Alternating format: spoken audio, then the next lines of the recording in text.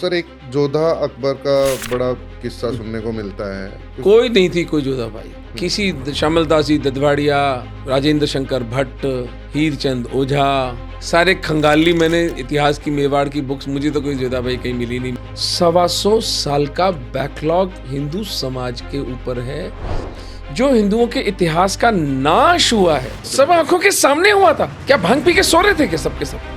साका जौहर का आपको उल्लेख नहीं मिलता है हिंदुस्तान की टेक्स्ट बुक्स के अंदर? क्यों नहीं मिलता भाई? क्या छुपा रहे हो? क्यों छुपा रहे हो? तुम्हारा छुपाना बता रहा है कि कोई विलक्षण बात घटी है यहाँ पर।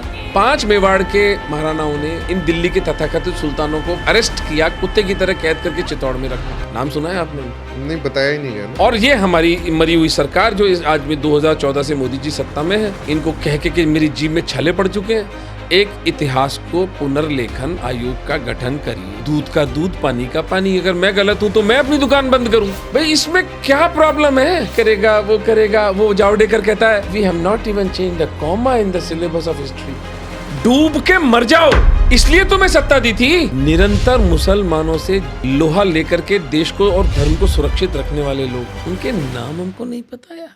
पाकिस्तान और बांग्लादेश मंगल ग्रह पे, तो वहाँ जो होता है वहाँ के यहाँ के हिंदुओं को क्या लेना देना? इनको ईएमआई चुकानी है, इनको क्रिकेट में सट्टे लगाने हैं, और भगवान के नाम पर ढकोसला। 8-8, 10-10 करोड़ की कथाएं होती हैं। वहाँ भी वो छोटो सो मेरो, आग लगी हुई है चारों तरफ, तुम ये भोंडे नाच रहे हो। जो हिंदू 16% थे पाकिस्तान के विभाजन के समय, वो आज 2% रह गए। 1 करोड़ हिंदू कौन खा गया? कहाँ जमीन खा गई? उनको आसमान निगल गया क्या? ये 120 crore Hindu by the way हैं, ये एवं ही हैं, इनके कोई इश्यूज नहीं है। उनके हितों की कोई बात होगी या नहीं होगी? कौन सी संस्था कर रही है भाई? मैं समझता हूँ हमारी मार्शल कम्युनिटीज, जाट, गुज्जर, यादव, राजपूत और सिख, और हमारा दलित समाज में वाल्मीकि, खटीक, अगर ये समाज खड़े हो जाएंगे, चपड़ घंचुओं को सर झुकाने की जगह नहीं मिलेगी। सबके सब लाइन लगा के घर वापसी करेंगे। ऑन एन इंडस्ट्रियल स्केल 10,000, 20,000 लोग एक साथ जीवित जल जाना, स्त्रियों का, बच्चों को अपने शरीर के बांध कर, यार कल्पना तो करो जरा उस घड़ी की। सोचो तो सही, पूरा परिवार समाप्त हो रहा है, पुरुष अपनी बूढ़ी माँ को जीवित जलते हुए देख रहा है। कितनी भयानक वेदना। लेकिन हमारी पूर्वजा माताओं को ये बात पता थी, जो आज की हिंदू स्त्रियों को नहीं पता। बकवासें करती हैं, क्या बुरा है, सब धर्म बराबर है, ये है वो है।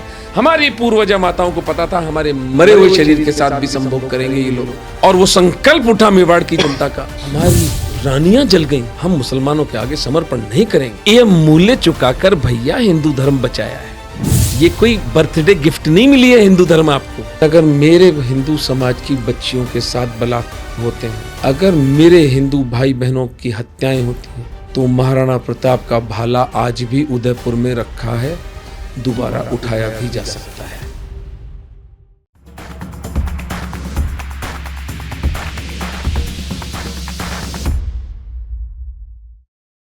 नमस्ते, आप सभी का स्वागत है वार्तालाप स्टूडियोज़ के आज के पॉडकास्ट में। आज हमारे पॉडकास्ट पर आए हैं ओमेंद्र रत्नू जी। ओमेंद्र रत्नू जी पेशे से एक सर्जन हैं, धार्मिक कार्यों में बढ़ चढ़ करके हिस्सा लेते हैं। 2 संस्थाएं ओमेंद्र जी रन करते हैं, एक धर्मांश फाउंडेशन और दूसरा निमित्त एकम, जिसके जरिए पाकिस्तान से जो प्रताड़ित हिंदू हैं धार्मिक तौर पर, उनकी सहायता करते हैं, उनको वापस भारत में लाना और यहाँ पर हर प्रकार की सहायता उनको मुहैया करवाते हैं। इसके साथ साथ एक ऑथर हैं, जिन्होंने, जनरली हम महाराणा प्रताप के बारे में जानते हैं, लेकिन उनके पूर्वजों के बारे में इतनी जानकारी नहीं है, तो उस पर रिसर्च करके महाराणा नाम से एक पुस्तक लिखी है, जो कि काफ़ी डिटेल्ड जानकारी और बिल्कुल जो महाराणा प्रताप के पूर्वज हैं उनका एक पौरुषवान चरित्र उसमें किया गया है। साथ ही साथ सिंगर भी हैं, तो आप सभी के साथ हम स्वागत करेंगे ओमेंद्र रत्नू जी का। ओमेंद्र जी नमस्ते। थैंक यू, बहुत बहुत धन्यवाद। बहुत अच्छा लग रहा है मुझे आकर के। बिल्कुल। आपका काम देखा है मैंने, आपकी जो विभाग, आप बिल्कुल स्पष्टवादी आप हैं और धर्म के लिए जो सेवा कर रहे हैं, बहुत हृदय से आपको साधुवाद और बहुत आशीर्वाद। धन्यवाद ओमेंद्र जी। सर, पहला क्वेश्चन मेरा आपसे ये है कि आपकी जो 2 संस्थाएं हैं, धर्मांश फाउंडेशन और निमित्त एकम, इसमें आप कुछ प्रोजेक्ट रन करते हैं, शायद 10-12 कुछ प्रोजेक्ट हैं अलग अलग, और बिल्कुल जिस तरीके से कॉरपोरेट रन करता है, आपने बिल्कुल उसी तरीके से इसको ऑर्गेनाइज किया है। इसमें कुछ 3-4 ऐसे प्रोजेक्ट्स मुझे दिखे जिसमें जैसे एक तो documentation of Hindu genocide, yes. तो थोड़ा-सा उसके बारे में बताएँगे कि वो डॉक्यूमेंटेशन की रिक्वायरमेंट क्या है? पहली बात तो ये संस्थाएं मेरी नहीं हैं, मैंने इनको चालू किया है, लेकिन जब ओमेंद्र रत्नू नाम का जीव इस संसार में नहीं रहेगा, तो भी ये संस्थाएं रहेंगी और अगले 5000 साल तक ये संस्थाएं हिंदू धर्म की सेवा करती रहेंगी। ये मेरा संकल्प है और मेरी प्रस्तावना है। जी। तो कोई इस भूल में ना रहे कि कोई मेरी है, मैं कोई अपने बेटे के लिए बनाई है मैंने कोई, या कोई मेरे को ब्लैक का वाइट करने के लिए। ये समाज की एक अस्तित्वगत आवश्यकता थी, हुँ, जिसको मैंने अपने प्रोफेशन, अपने कंफर्ट जोन से बाहर आकर पूरा किया और महादेव की कृपा से चीज़ें चल निकली। पाकिस्तान से हिंदुओं को निकालना, it is not a joke, जी सर। बहुत कठिन काम है भाई। हुँ, मगरमच्छ के मुंह से निवाला छीनने वाली बात है। तो लेकिन अब मुझ जैसा साधारण मध्यम वर्गीय डॉक्टर भी ये काम कर पा रहा है, तो कोई ना कोई दैवी कृपा है, आप जैसे प्यारे सनातनी हिंदू बंधुओं का साथ है, इसलिए हम लोग इसको कर पा रहे हैं। तो पहली बात, निमित्त एकम और धर्मांश फाउंडेशन इस संसार में बसने वाले 120 करोड़ हिंदुओं की संस्थाएं हैं। जो भी व्यक्ति शुचिता से, समर्पण से, प्रेम से एंड मोस्ट इंपॉर्टेंटली इंटेलिजेंटली, प्रज्ञा से काम करेगा, उसको मैं संस्था कल देने को सौंप कर मैं तो ऋषिकेश जाने को तैयार बैठा हूं किसी गुफा पे जाके ध्यान लगाएंगे। आपने पूछा डॉक्यूमेंटेशन। खुशविंदर, डॉक्यूमेंटेशन के बिना आपकी पूरे वैश्विक जगत में तो छोड़े, आपके अपने बच्चे आपकी बात नहीं सुनेंगे। जी। You have to give data and statistics. आप हवा में बातें कर रहे हैं, उससे क्या होगा? और ये सिंगल बिगेस्ट फेलियर है हमारा। गत 125 वर्षों में, 150 वर्षों में कोई हिंदुओं के साथ जो अनाचार हुआ है, जो हिंदुओं के इतिहास का नाश हुआ है, उसका कोई और सब आंखों के सामने हुआ था। क्या भांग पी के सो रहे थे क्या सबके सब? कोई डॉक्यूमेंटेशन नहीं उसका। There's no documentation. पार्टीशन में कितने लोग मरे, सो कॉल्ड पार्टीशन, मैं तो उसको ट्रांसफर ऑफ पावर कहता हूँ। टीओपी, मेरी पुस्तक में मैंने टीओपी लिखा है। मैंने उसको पार्टीशन या स्वतंत्रता नहीं। हिंदू समाज आज भी स्वतंत्र नहीं है। जिस समाज में वक्फ बोर्ड कानून, पीसीटीवी bill, places of religious worship act, एक ढकोसला सेक्युलरिज्म। अरे भाई, तुम अगर सेक्युलर तो माइनॉरिटी कमीशन क्यों बना रखी है? बिल्कुल, सेक्युलरिज्म की तो धज्जियां वहीं उड़ जाती हैं। आप एक खास समुदाय का तुष्टीकरण करने के लिए उनको माइनॉरिटी अफेयर्स मिनिस्ट्री किसकी? हिंदुओं के पैसे से माइनॉरिटी अफेयर्स मिनिस्ट्री के अरबों रुपए का अनुदान दिया जा रहा है। पागल समझ रखा है क्या हमको? बिल्कुल पागल है हम लोग। तो ये हिंदू नेतृत्व नाम की कोई चीज है नहीं हमारी। इसीलिए आपको मेरे जैसे लोगों को हिंदू नेतृत्व करना पड़ेगा। ये पॉलिटिकल नहीं है, ये कोई कास्ट बेस्ड नहीं है, ये कोई इकोनॉमिक कंसिडरेशन पे नहीं है, ये प्योरली सनातन हिंदू वैल्यूज के ऊपर है। डॉक्यूमेंटेशन उसका महत्वपूर्ण पार्ट इसलिए है क्योंकि आप जब वैश्विक समुदाय के सामने जाते हैं, पाकिस्तान में हिंदुओं के साथ नरसंहार हो रहा है, कैसे? कोई डेटा नहीं है। डेटा है, लेकिन उसको फज कर देते हैं। फज कैसे करते हैं? पाकिस्तान का सेंसस लास्ट हुआ सर 1997 में, उसके बाद 2017 में 20 साल का गैप, उसमें भी हिंदुओं की जनसंख्या को दो भागों में बांट दिया। शेड्यूल कास्ट को अलग दिखाया है और अपर कास्ट हिंदू को अलग दिखाया है। अब वो गुड़मुड़ आप ढूंढते रहिए, उसके अंदर 2.5%, 3%, कितना परसेंट हिंदू बचा हुआ है। पार्टीशन के टाइम 26% बताता है, कोई 23% बताता है, कोई 13% बताता है, कोई 15% बोलता है, कोई कहता है ईस्ट पाकिस्तान वेस्ट पाकिस्तान को मिलके 15% थे, 23% थे। अब बांग्लादेश में कहते हैं 32% से 7% हो गए। तो ये सब चीजें तो भाई, ये तो नंबर्स है ना, ये तो किसी के भाषण देने से कम ज्यादा नहीं हो जाते। नंबर्स तो हमारे हाथ में होने चाहिए ना, कि भाई ये परसेंटेज हिंदुओं की ट्रांसफर ऑफ पावर के समय थी, 75 साल में घट के हिंदुओं की जनसंख्या ही रह गई। उदाहरण के लिए भारत में 88% जनसंख्या थी ट्रांसफर ऑफ पावर के टाइम पर 1947, आज 78% है। तो 10 परसेंटाइल का फॉल है। अब आप उसके बेसिस पर समाज में जाकर अपने ही लोगों को जगाने के लिए, विधर्मी तो क्यों जागेंगे, बिल्कुल जो हिंदू विरोधी हैं उनका तो उल्लू सीधा हो रहा है। वो तो इसको गलीचे के नीचे दबाने की कोशिश करेंगे कि साले ये भांग पी के सो रहे हैं हिंदू, इनको क्यों जगाओ, अपने आप ही कम हो रहे हैं। मरने तो सालों को हम उनके प्रयासों से कम हुए हैं। उनका निवेश है उसमें, उनका इन्वेस्टमेंट है वो।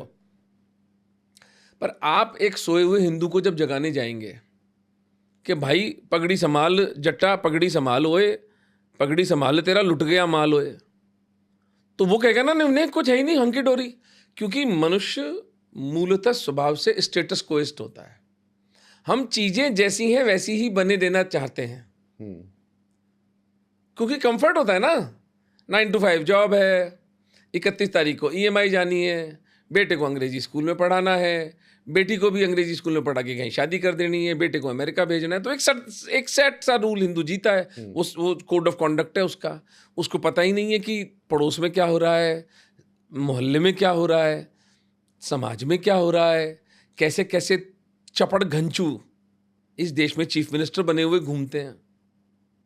2 कौड़ी के लोग जिनको मैं अपने अस्पताल में वार्ड बॉय की नौकरी ना दूं, वो चीफ मिनिस्टर है इस देश के अंदर। क्योंकि समाज सोया हुआ है। समाज को आप फ्री इलेक्ट्रिसिटी के नाम पर ट्रक की बत्ती के पीछे लगा दो, इस संसार में कुछ फ्री में होता ही नहीं है। लेकिन ये मौलिक शिक्षा हुई ही नहीं। तो डॉक्यूमेंटेशन पहली सीढ़ी है। अगर हम समाज के सामने हिंदू समाज की समस्याओं का बखान करेंगे तो we have to go with numbers. और उस पर मैं अच्छा खासा पैसा सैलरी पर मैंने अपने हिंदू युवाओं को रखा हुआ है, वो उसको डॉक्यूमेंट करते हैं। उदाहरणतः एक आंकड़ा हमारे पास में आया है कि जब मोदी जी का प्राइम मिनिस्टर बने 16 मई 2014, तब से लेके आज तक कितने हिंदुओं की राजनीतिक रूप से मुसलमानों ने हत्या की है। 550 से अधिक नंबर, 550 से ज्यादा political murders of Hindus by Islamists. वो FIR है, वो अखबार की कटिंग है, मारने वालों के नाम है, मरने वालों के नाम। और ये सो कॉल्ड हिंदू रिजिम में हो रहा है 2014 के बाद जो आज़ादी मिली बोल रहे हैं। नहीं, वो हिंदू विंदू तो कुछ है ही नहीं आपकी, ये तो गलतफहमी है। बस एक न्यूट्रल सरकार है जो कम से कम आपको क्रश नहीं करेगी। भाई इन्होंने कब कहा कि हम हिंदूवादी सरकार हैं? इन्हों गले पड़ रहे हैं हम इनके जबरदस्ती। मैं तो इसको अपने स्वाभिमान का मामला मानता हूं। ये जो तथाकथित मरी हुई हिंदू लीडरशिप है, इसने कब कहा कि हम हिंदुओं की लीडरशिप है? ये तो मुंह खोल के कह चुके हैं हम तो एक सांस्कृतिक ऑर्गेनाइजेशन है। तो ठीक है, सांस्कृतिक ऑर्गेनाइजेशन संस्कृति का काम करिए। तो कहीं ना कहीं आज सुबह एक मैसेज भी आपका रिसीव हुआ था, और बड़ा मतलब इमोशनल मैसेज और मोटिवेटिंग मैसेज था वो। दैट मोटिवेटिंग नहीं था कुछ, वो बहुत डरावना मैसेज है वो। मैं जब अभी जो मेरी अगली पुस्तक है वो पाकिस्तान के विस्थापित हिंदुओं पर है। उसका जो शीर्षक है पाकिस्तान के हिंदू न्याणियों का नरसंहार। सिंधी में कुंवारी बच्ची को न्याणी कहते हैं।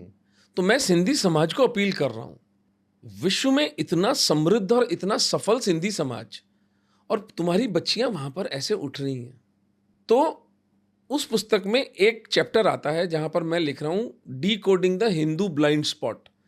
मतलब कि हिंदुओं को, पाकिस्तानी हिंदू और बांग्लादेशी हिंदुओं का जो नरसंहार है उसकी पीड़ा क्यों नहीं होती है, मेरे को समझ में नहीं आता।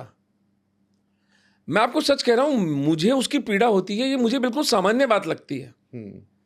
किसी को नहीं होती है, वो मुझे असामान्य लगती है कि भाई किसी की जवान जब 12 साल की बच्ची उसके घर से उठाई जाती है, एक बदबूदार 65 साल का जिहादी उस बच्ची से निकाह करता है। तुम अपने साथ कैसे जीते हो यार? और उसके लिए यहाँ का हिंदू फील नहीं करता है। Decoding the Hindu blind spot. तो उसकी जब डिकोडिंग कर रहा था मैं, तो मैंने उसके कई कारण थे, वो लंबे कहानी हो जाएगी, वो अपन विशेष तरह हो जाएंगे। लेकिन मुझे एकदम से एक रियलाइजेशन हुआ कि स्वामी विवेकानंद अंतिम व्यक्ति थे जिन्होंने सार्वजनिक रूप से अपने आप को हिंदू कहा था। मुझे आप उसके बाद एक नाम बता दीजिए जिसने भारत के राजनीतिक सामाजिक पटल पर स्वयं को हिंदू नेता की तरह घोषित किया हो। इसमें आप योगी आदित्यनाथ को भी कहीं नहीं देखते हैं? योगी आदित्यनाथ बंधे हुए हैं इस मरे हुए इस गंदे संविधान से। योगी आदित्यनाथ जो काम कर रहे हैं वो ठीक है, लेकिन वो कहाँ बोल पा रहे हैं जो उनको बोलना है। भाई मैं आपको ये बात बोल रहा हूँ कि हिंदू हित, क्योंकि 120 करोड़ हिंदू हैं, भाई उनके हितों की कोई बात होगी या नहीं होगी? कौन कर रहा है? खुल के कोई नहीं कर रहा। नहीं, खुल के नहीं और खुल के छुप के नहीं, कर ही कौन रहा है? कौन सी संस्था कर रही है भाई? क्या ये 120 crore Hindu by the way हैं? ये एवं ही है, इनके कोई इश्यूज नहीं है यार। 5 जनों की फैमिली में एक फैमिली हेड होता है जो फैमिली के झगड़े निपटाता है। जॉइंट फैमिली में हो आप तो आई एम श्योर हम दोनों उस ग्रामीण परिवेश से आते हैं जहां हमने जॉइंट फैमिली को देखा है। तो दद्दू होता है ना, बिल्कुल। उन दद्दू के पास जाके सब निपटारे होते हैं ना झगड़ों के, खाप पंचायत होती है ना। बिल्कुल। मैं तो खाप का प्रबल समर्थक हूं, इसलिए कि एक माइक्रो लेवल के ऊपर एक मैनेजमेंट तो है ना, बाकी जो मैक्रो लेवल पर हिंदू थॉट क्रिश्चियन थॉट है, क्रिश्चियन थियोलॉजी है, इस्लामिक थॉट है, इस्लामिक थियोलॉजी है, इस्लामिक इंटरेस्ट हैं, इस्लामिक ज़कात है, इस्लामिक फंडिंग है, इस्लामिक, अब तो वो शरिया कोर्ट्स भी आ गए, इस्लामिक लॉ भी आ गया। हिंदुओं ने किसकी गाय मारी भाई? कुछ भी नहीं है, कुछ नहीं है हमारा। 125 साल का बैकलॉग हिंदू समाज के ऊपर है कि हमारे हितों की, इसीलिए तो 47 के अंदर ये व्यभिचार हुआ कि अमुक परसेंटेज मुसलमानों की थी, उससे डबल परसेंटेज वो लैंड ले गए। सिंध के साथ तो मेरा इतना काम है, 51% में भी धोखा कर दिया सर, लैंड भी ले गए और यहाँ पे भी रह गए। वो तो अब फिर बताइए मुझे, एक हिंदू लीडरशिप 47 में कोई लीडर कौन है? लीडर हिंदुओं का किसे कहेंगे आप? कांग्रेस तो नहीं थी। बिल्कुल। आप गले पड़ रहे हो कांग्रेस के कि हम हिंदुओं को लीडर, वो तो कह रहे हैं हम तो नहीं है, हम तो सेक्युलर है। श्यामा प्रसाद जी मुखर्जी को जब समझ में आया कि ये इतने हिंदू विरोधी हैं, वो बेचारे बाहर निकले और उनकी हत्या हो गई। वीर सावरकर ने, वो एक इंटेलेक्चुअल लीडर थे, वो इंटेलेक्चुअल हिंदू उनको मैं मानता हूं, लेकिन जमीन पर तो वो भी नहीं थे। जमीन पर कौन सा संगठन खड़ा किया उन्होंने? जो संगठन जमीन पर खड़ा हुआ वो कहता है हम तो हिंदू है ही नहीं। वो तो खुद मुस्लिम तुष्टीकरण में उलझा हुआ है।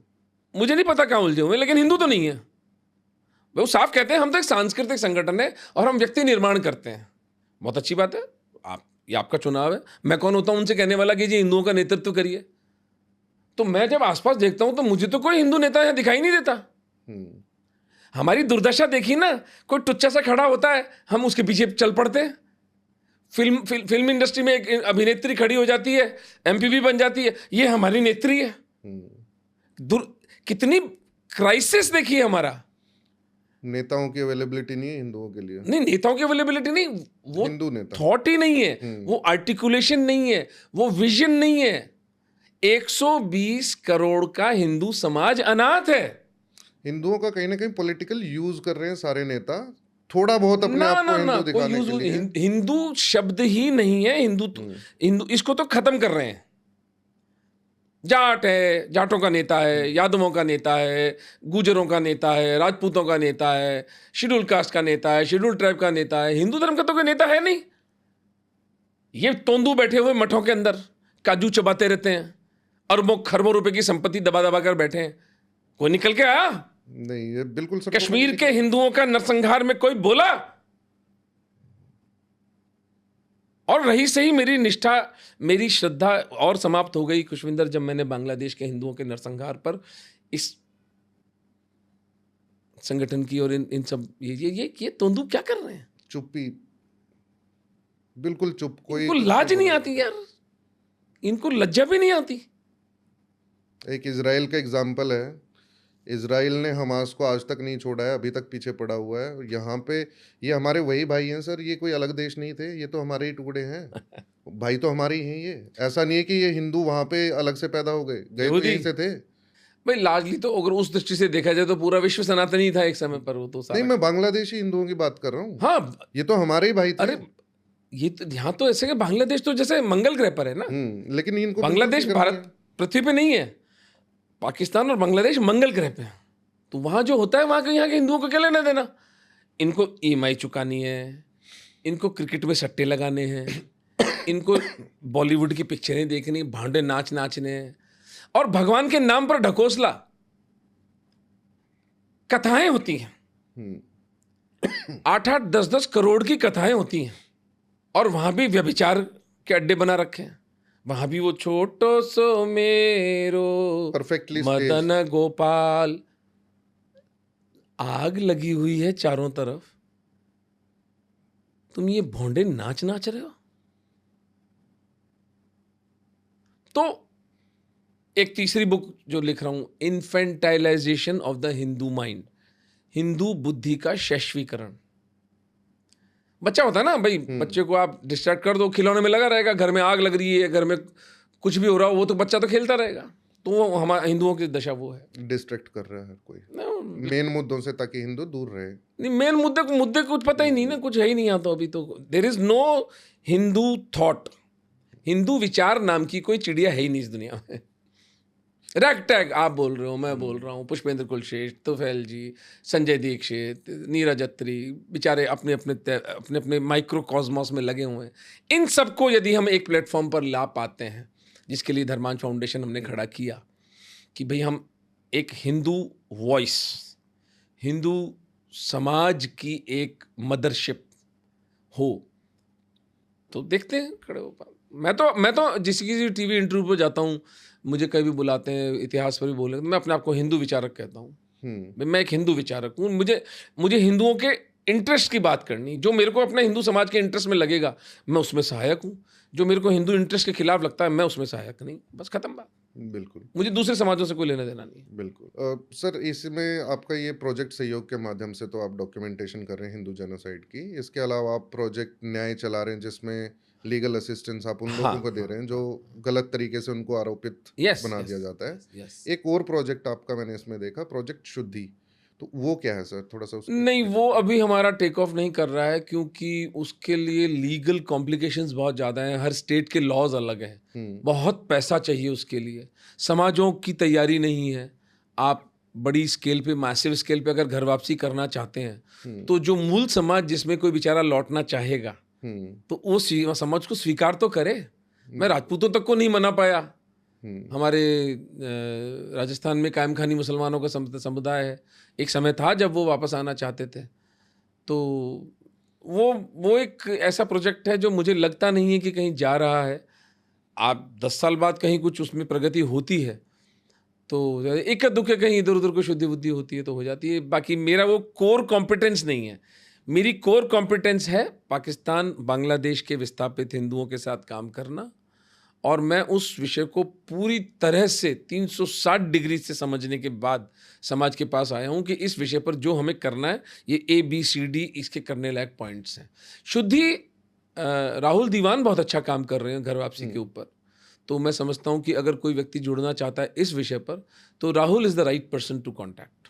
और शुद्धि थी जिसके कारण स्वामी श्रद्धानंद की हत्या की गई। वो अब आर्य समाज के विचारों की दुर्भाग्य है कि वो, अब प्रॉब्लम यही है ना कि यार जब भी एक समाज है, जैसे जो मुसलमान समाज है, अगर वो कहते हैं कि भाई हम आपके पास कोई भी बात करने आते हैं तो साथ में एक विकल्प हिंसा का भी है, तो फिर आप बात करने आए ही नहीं हो ना। बिल्कुल। मैं आपसे मान लीजिए कोई जमीन का झगड़ा हो और मैं एक लूगर लोडेड लेकर आऊं, तो मैं बात करने नहीं आया हूं, मैं इस मानसिकता के साथ आया हूं कि अगर बात मेरी नहीं बनी तो लूगर काम में भी ली जाएगी। बिल्कुल। और वो बातचीत का पूरा जो संदर्भ है वो उस लूगर के कारण, लूगर एक जर्मन पिस्टल होती है, अपने दर्शकों के लिए बता दूं, तो उस लूगर के कारण वो बातचीत का सारा संदर्भ ही बदल गया। इसलिए जब एक समाज कहता है कि सरतन से जुदा, तो फिर मैं उस डिस्कशन से बाहर निकल जाता हूं कि भाई मेरे को नहीं बात करनी, फिर मैं भला, मेरा हिंदू समाज भला। अगर आपको सरतन से जुदा की, क्योंकि आप डिस्कशन के मूड में नहीं हो, आप सरतन से जुदा की कोई लेकर आए हो। एक मेरा मित्र है बहुत प्यारा, तो वो एक बोलता है, lies are needed to maintain violence and violence is needed to maintain lies. झूठ और हिंसा एक दूसरे के पूरक हैं। मैं अब भी हिंदू समाज को हिंसा के लिए प्रेरित नहीं कर रहा हूं। मैं मानता हूं समाज को हिंसा के लिए प्रेरित करना हमारे लिए ही घातक होगा।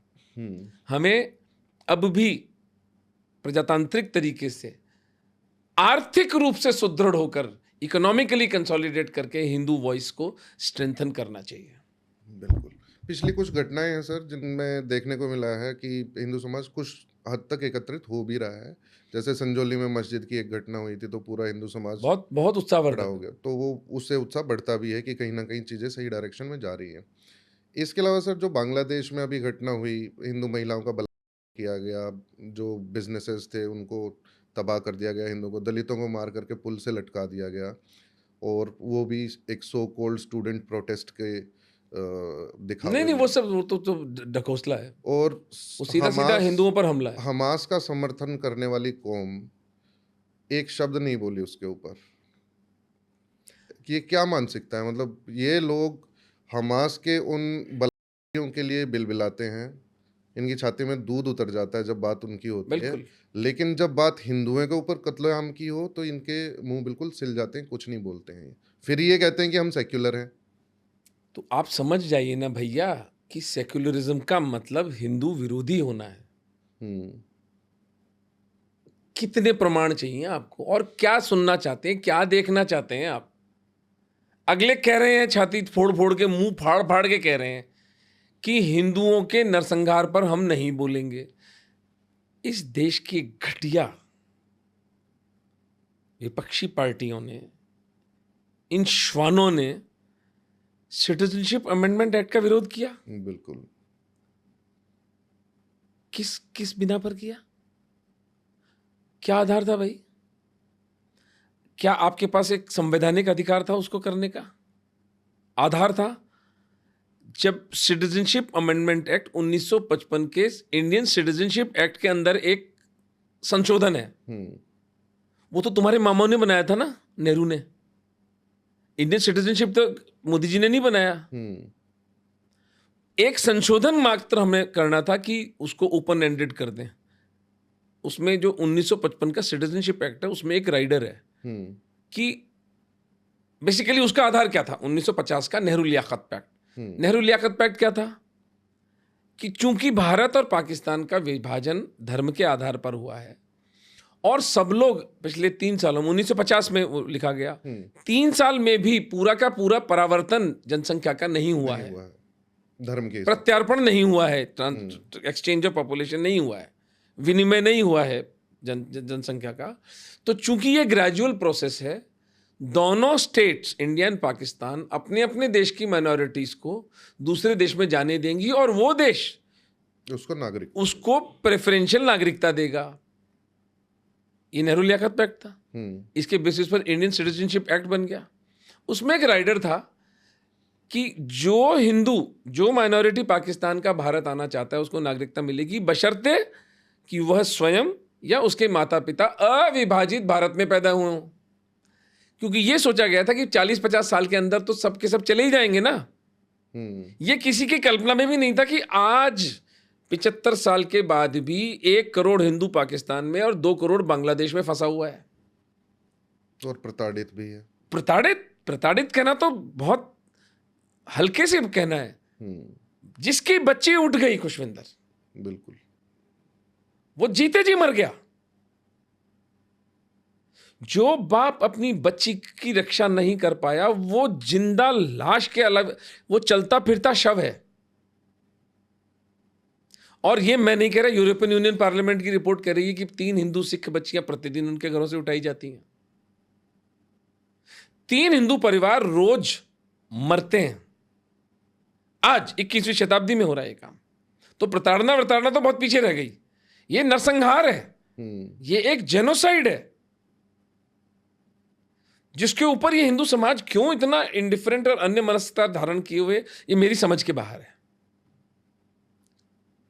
इस देश की घटिया विपक्ष ने सिटीजनशिप अमेंडमेंट एक्ट का विरोध ये कहते हुए किया कि इसके अंदर मुसलमान नहीं है।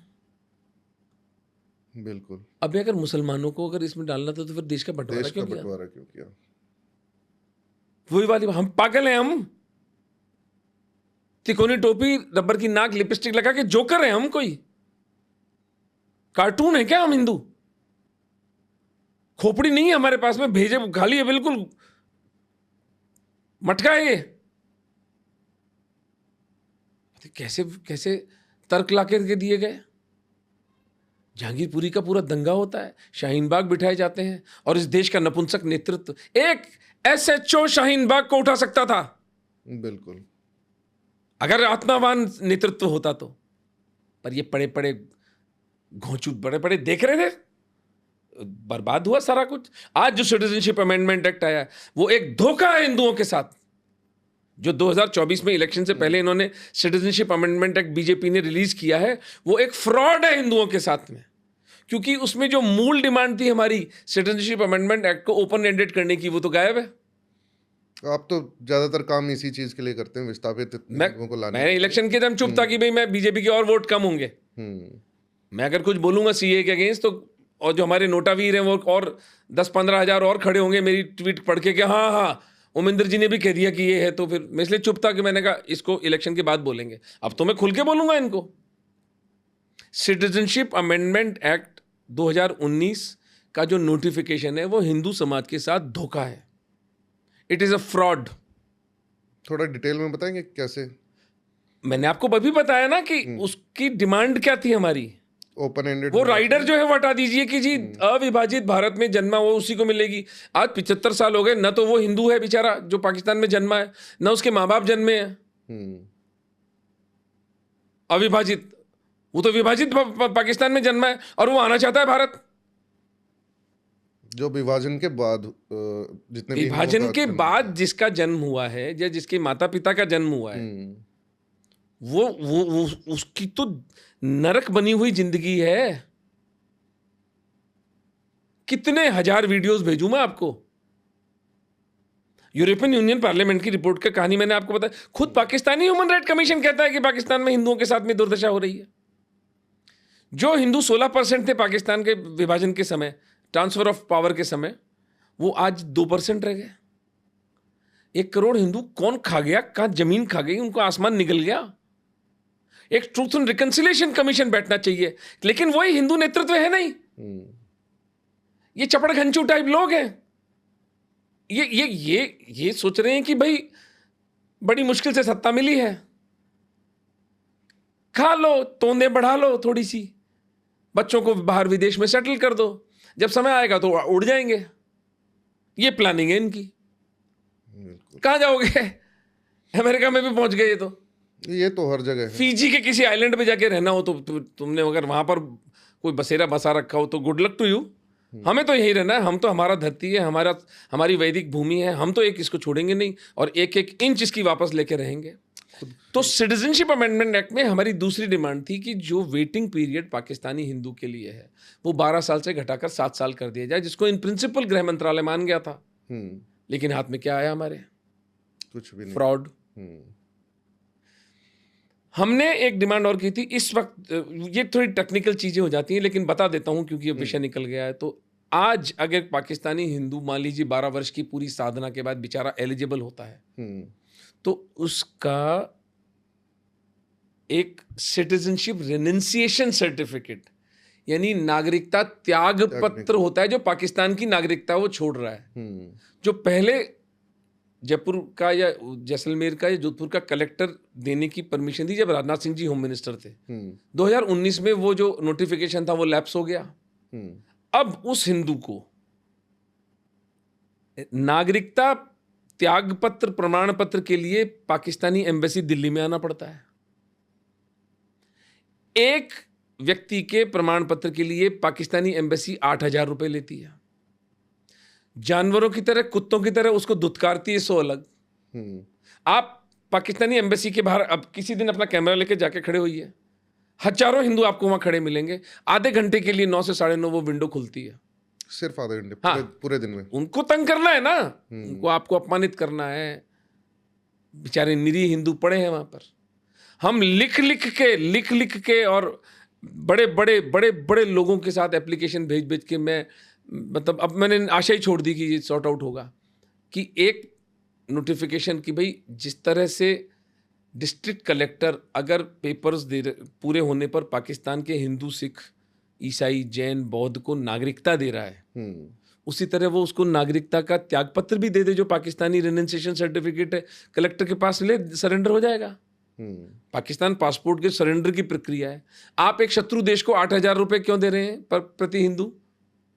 इस दृष्टि से अगर 1 करोड़ हिंदुओं को हम पाकिस्तान से निकालते हैं तो 8,000 करोड़ हम पाकिस्तान को देंगे। कहीं ना कहीं खुद ही फंडिंग हो गई है। तो citizenship amendment act is a fraud. ये धोखा किया है हिंदू समाज के साथ। क्यों किया है ये तो यही लोग बता सकते हैं, मुझे कोई इसका अंतर नहीं। कोई कहते हैं ब्यूरोक्रेसी ने कर दिया। अरे ब्यूरोक्रेसी ने कर दिया? आप मिट्टी के माधो हो। ब्यूरोक्रेसी। अच्छा सर, आपने निमित्त एकम के माध्यम से लगभग 12,000 परिवार हैं जिनको 12,000 व्यक्ति 12,000 व्यक्ति उनको आप निकाल करके भारत लाए हैं। तो ये सिर्फ पाकिस्तान से हैं या अच्छा सिर्फ पाकिस्तान? मैं बांग्लादेश के साथ मैंने अभी तक कोई काम नहीं किया है। अच्छा। और बांग्लादेश का, क्योंकि बांग्लादेश के जो इश्यूज है ना हिंदुओं के, वो अलग है। वहाँ पर बहुत सारे हिंदू आर वेरी रिच, और नमशूद्र वहाँ पर जो हमारा शूद्र जो हमारा समाज है उनकी भी इश्यूज हैं। उनके खुद हिंदुओं के आपस में इतने डिविजन्स हैं। और बंगाल एक ओपन बॉर्डर है, वो टेरिटरी मुझे समझ में नहीं आती। भाषा के भी प्रॉब्लम थी। तो बांग्लादेश के अंदर मैंने ज़्यादा हिंदुओं के साथ काम किया नहीं है। इक्का दुक्का कोई कभी कोई $1,000-2,000 की कभी कोई सहायता भिजवा दी तो बात अलग है। लेकिन अब मैं कटिबद्ध हूँ कि बांग्लादेश के हिंदुओं के लिए मैं काम करूँगा। अब मैं अमेरिका और कनाडा की जो बांग्लादेशी हिंदू समाज है उनके साथ संपर्क में आया हूँ, और हम उनके माध्यम से प्रयास कर रहे हैं कि इन बांग्लादेश के हिंदुओं को निकाला जाए। और ये आप जब इन लोगों को निकालते हो तो किसी को निकालना ही समाधान नहीं है, उसके बाद फिर उनके जीवन को रास्ते पे लाना, तो वो पूरा प्रोसेस क्या है? आपको लोग कांटेक्ट कैसे करें? अगर मान लीजिए किसी को सहायता चाहिए तो आपकी जो संस्था है उससे वो कांटेक्ट कैसे सारे मोबाइल नंबर वगैरह सब रखा हुआ है उसके ऊपर। निमित्तिकम जो वेबसाइट है, मेरा खुद का मोबाइल नंबर गूगल करें आपको दिख जाएगा।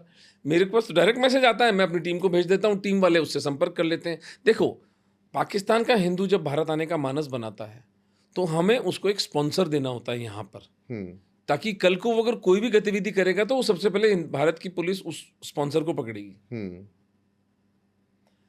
तो अधिकतर में जब हम स्पॉन्सर करते हैं तो हमारी टीम के ही किसी संबंधी का होता है वो व्यक्ति, किसी का फूफा मासा चाचा कुछ ना कुछ निकल आता है। अब तो हमारे पास पूरा का पूरा 60-70 हज़ार का एक पूल है। तो उस 60-70 हज़ार के लोग जो निमित्तिकम से जुड़े हुए हैं उनमें किसी ने कोई ना कोई बोल देता है कि हाँ जी मैं जानता हूँ इसको, हाँ जी मैं इसको जानता हूँ। फिर वो स्पॉन्सर मिलता है, स्पॉन्सर के माध्यम से हम उसको पेपर्स तैयार करते हैं। उसके बाद फिर एक गंदा कानून जो इस सरकार ने बना रखा है, इस सरकार के आने से पहले बना हुआ था, इस सरकार से हम गुहार लगा लगा के थक चुके कि उस राइडर को हटा दीजिए। एक गैजेटेड ऑफिसर से वो पेपर साइन होता है। मुझे बताइए कौन गैजेटेड ऑफिसर पाकिस्तानी हिंदू की नागरिकता लाने के लिए साइन करेगा? कोई भी नहीं करेगा। ये एक तरह से दरवाजा बंद करके बैठे हुए हैं पाकिस्तानी हिंदुओं के लिए। वो हम पागल लोग हैं, हम कर रहे जा रहे हैं। हम तो, मैं और जय आहूजा मेरा छोटा भाई जो है, हम निमित्त एकम के माध्यम से जब राजनाथ सिंह जी होम मिनिस्टर थे, जब स्थितियां अच्छी थी, 700 800 हिंदू हम हर महीने निकालते थे वहाँ से। अभी 70 भी नहीं निकल पा रहे। इंडियन एम्बेसी वीज़ा ही नहीं देती। एक हिंदू को पाकिस्तान से निकालने के लिए कितना खर्चा लगता है सर? लगभग 8-9 हज़ार रुपये। 8-9 हज़ार। क्योंकि इतने निरीह और इतने निर्धन है ना कि उनके पास पासपोर्ट के पैसे भी नहीं है। फिर उनके पास अंदरूनी सिंध से इस्लामाबाद जाना है उनको, 1,000 किलोमीटर की यात्रा, तो ऐसी 4-5 बार यात्राएं करनी होती है। उतना पैसा है ही नहीं इनके पास। ये तो बेकार करते हैं। ये तो भोजन के बदले नौकरी करने वाले लोग हैं। तो वो पैसा हमें भेजना पड़ता है इनको। वो पैसा भारत से जा नहीं सकता, वो पैसा अमेरिका से या दुबई से जाता है पैसा। तो उस पैसे की व्यवस्था करनी पड़ती है हमें। वो पैसा जब वहाँ जाता है उस परिवार के पास, तब वो बेचारा वहाँ से इस्लामाबाद के अंदर जो भारतीय उच्चायोग है, फिर हम यहाँ से पेपर भेजते हैं। अब इन्होंने एक और फांटा डाल दिया इस सरकार ने। पहले ऑनलाइन हो जाता था, अब कहते हैं जी फिजिकल पेपर भेजो। अरे फिजिकल पेपर कैसे भेजो? भारत और पाकिस्तान के बीच में डाक तो जाती ही नहीं है। तो अब हमें क्या करना पड़ता है? अब हमारे वो दुबई भेजते हैं, दूसरी कंट्री, दुबई से पेपर आते हैं। तो 400-500 रुपये पर एप्लीकेशन हमारा खर्चा बढ़ गया। हम तो वैसे ही पैसे के लिए इतने स्क्वीज्ड हैं। हाँ सर। हाँ, तो बस इस तरह से एक हिंदू को हम निकालने के लिए प्रयास करके 8-9 हज़ार रुपये खर्चा करके उसको फिर वहाँ से टिकट दिलाते हैं, अटारी बॉर्डर पे उसको लेने के लिए आते हैं, क्योंकि अभी जो ट्रेन का कनेक्शन है वो तो बंद पड़ा है, कोविड के बाद से भी खुला ही नहीं है। अब क्यों नहीं खुल रहा है? गुहार लगा रहे हैं सिंध के हिंदू बेचारे, मर रहे हैं निकलने के लिए, लेकिन जहां बेदर्द हाकिम हो वहां फरियाद क्या करना। इसमें सर हमारा जो इतिहास रहा है, ज़्यादातर इतिहास में लोगों को ये दिखाया गया है जैसे हिंदुओं के ऊपर प्रताड़ना इतनी हुई, उनका नरसंहार किया गया, बलात्कार, अलग अलग तरीके की यातनाएं उनको दी गई। ऐसा दिखाया गया कि हमारे हिंदू जितने राजा महाराजा हुए, महाराणा प्रताप, छत्रपति शिवाजी महाराज या दूसरे भी जितने हमारे हिंदू योद्धा हुए हैं, ऐसा दिखाया गया कि वो बहुत ही दीनहीन थे। वो तो जंगलों में जीवन घास की रोटी खा करके अपना व्यतीत कर रहे थे और वो खुद की रक्षा करने में असमर्थ थे। हिंदू कायर थे। तो ये सच्चाई है या फिर ये जो वामपंथी इतिहासकार हैं उन लोगों ने जानबूझ करके नपुंसकता का टीका लगाया है इतिहास के माध्यम से? आप एक पढ़े लिखे आदमी हैं, हम इस प्रश्न को बिल्कुल निष्पक्ष रूप से इवैल्यूएट करते हैं, इसका आकलन करते हैं। अरब का इस्लाम पर्शिया पहुंचा, 17 साल में पूरा पर्शिया ईरान बन गया। कुछ तो 10-5 हज़ार 2-4 हज़ार वो बचे, वो पारसी भारत आ गए। पारसी धर्म था वहां का, इस्लाम आ गया। मैटर ऑफ रिकॉर्ड, ये तो हेट मॉन्गर ओमेंद्र रत्नू नहीं बोल रहा है, ये तो खुद अरब हिस्टोरियंस बोल रहे हैं। Within 17 years. Within 17 years. Within 13 years, Mesopotamia was converted to Iraq. Surya नाम था उस देश का, सीरिया जिसको बनाया इन्होंने, सूर्या नाम था उसका, हिंदू पेगन देश था। 1 साल में वो खत्म हो गया। नॉर्थ अफ्रीका पूरा, ये पूरा का जो नॉर्थर्न अफ्रीका की पट्टी है, इजिप्ट, अल्जीरिया, ट्यूनीसिया, फिर ये स्पेन तक चला गया मामला। स्पेन को जीता था मुसलमानों ने, 200-300 साल वहां राज भी किया। फिर वो क्रिश्चियंस वहां उठे और जूते मार के इनको निकाला वहां पर। भारत पर पहला आक्रमण 712 ईस्वी में, सफल आक्रमण, असफल आक्रमण तो उससे 100 वर्षों से हो रहे थे। सफल आक्रमण जिसमें राजा दाहिर की हत्या करके उसकी बच्चियों को भोगदासी बनाकर ले जाता है मोहम्मद बिन कासिम, वो 712 में हुआ। आज तक ये हिंदुस्तान को इस्लामाइज क्यों नहीं कर पाया? बिल्कुल वैलिड क्वेश्चन है। अगर 120 करोड़ हिंदू कैसे हैं इस धरती पर, मुझे बता देना आप। जबकि पिछले 100 साल में तो भयंकर हानि हुई है। उससे पहले तो हम 80% थे, पूरे सब कॉन्टिनेंट में थे। अभी 100 साल में तो भयंकर क्रिश्चियन मिशनरी के द्वारा इंडस्ट्रियल स्केल पे कन्वर्जन, मुसलमानों के द्वारा धर्मांतरण, बहुत से वोकिज्म, लेफ्टिज्म, सारा का सारा वो जो गंदगी जो फैली है। उससे पहले तो शुचिता थी, पवित्रता थी। वो कौन लोग थे? इतने सरल से सत्य को भी इस देश के मक्कार आत्माविहीन इतिहासकारों ने दबा दिया। अरब इस्लाम भारत में कंक्लूसिवली पराजित हुआ था। सबसे पहले दाहिर ने खुद नहीं हराया था इनको, वो तीसरी या चौथी लड़ाई थी जिसमें दाहिर की हत्या हुई थी। और दाहिर की हत्या के बाद ब्राह्मण राजाओं ने आकर के उसको वापस रिटेक करके अरबों को भगा दिया था। खुद अरब हिस्टोरियन बालाधुरी लिखता है, हिंदुस्तान पर कुफ्र फिर से नाफिज हो गया, यानी दोबारा से हिंदुओं की सत्ता आ गई, हिंदुओं का राज आ गया। इस्लाम मंशूरा नाम का एक शहर था, वो तो उसके सिंधु नदी के पश्चिमी किनारे पर सिमट के रह गया। ये मैं नहीं लिख रहा, उन्हीं का हिस्टोरियन, अरब हिस्टोरियन लिख रहा। बापा रावल ईरान तक जाकर के, अफगानिस्तान तक जाकर के इनको खदेड़ कर आते हैं। रावल खुमाण, अल मामू नाम के एक हत्यारे को, जो सेना रावल खुमाण ने खड़ी की 9वीं शताब्दी में, उसको टॉड की पुस्तक पे जब आप उसको गिनते तो 2 पन्ने भर जाते हैं टॉड के। वो रामेश्वरम से लेकर के, आसाम से लेकर के, कश्मीर से कहाँ से सेना आई थी। वो नाम आप याद नहीं कर सकते कि कौन कौन से वंश थे। उनमें से आधे वंश तो मुसलमानों से लड़ते लड़ते समाप्त हो चुके हैं, नाम लेने वाला नहीं बचा उनका कोई। अब 2 पन्नों में जो वंशों की पूरी कैटलॉगिंग हुई है, वो कैटलॉग अल मामू से लड़ता है और अल मामू को पराजित करता है। उसके बाद अरब इस्लाम यहां से हमेशा के लिए चला गया। इयन ऑस्टिन, एक ब्रिटिश हिस्टोरियन, लिखता है the defeat of Islam by the Hindus was the single biggest event of geopolitical significance because had Hindustan been defeated, अगर हिंदू हार जाते तो ये पूरा ग्लोब इस्लामाइज हो जाता। भाई आप सोचिए ना, अगर हिंदुओं की जनशक्ति, नंबर्स ऐड हो जाते हैं, हाँ, अगर हम सब मुसलमान बन गए होते, हमारा धन, हमारी टेक्निकल प्रोवेस, हमारे हथियार, हमारे घोड़े, हमारे हाथी, हमारे सोना, हमारा चांदी, हमारा टिन, हमारे जो धातु थे, वो अगर मुसलमानों के हाथ पड़ जाते तो क्या कंबोडिया रोकता इनको? फिर पूरा इस्लामीकरण होता। थाईलैंड रोकता? कौन रोकता इनको? चाइना? इतने बड़े नंबर्स में पॉसिबल नहीं था। हैं? इतने बड़े नंबर्स में पॉसिबल नहीं था रोकना किसी के लिए। बताइए मुझे। तो जो मक्कारी हुई है, वो मक्कारी ये हुई कि इस्लाम की पराजय को पोंछ डाला गया। अब जो मैं चौथी बुक लिख रहा हूं, द लाई कॉल्ड दिल्ली सल्तनत, दिल्ली सल्तनत नाम का झूठ।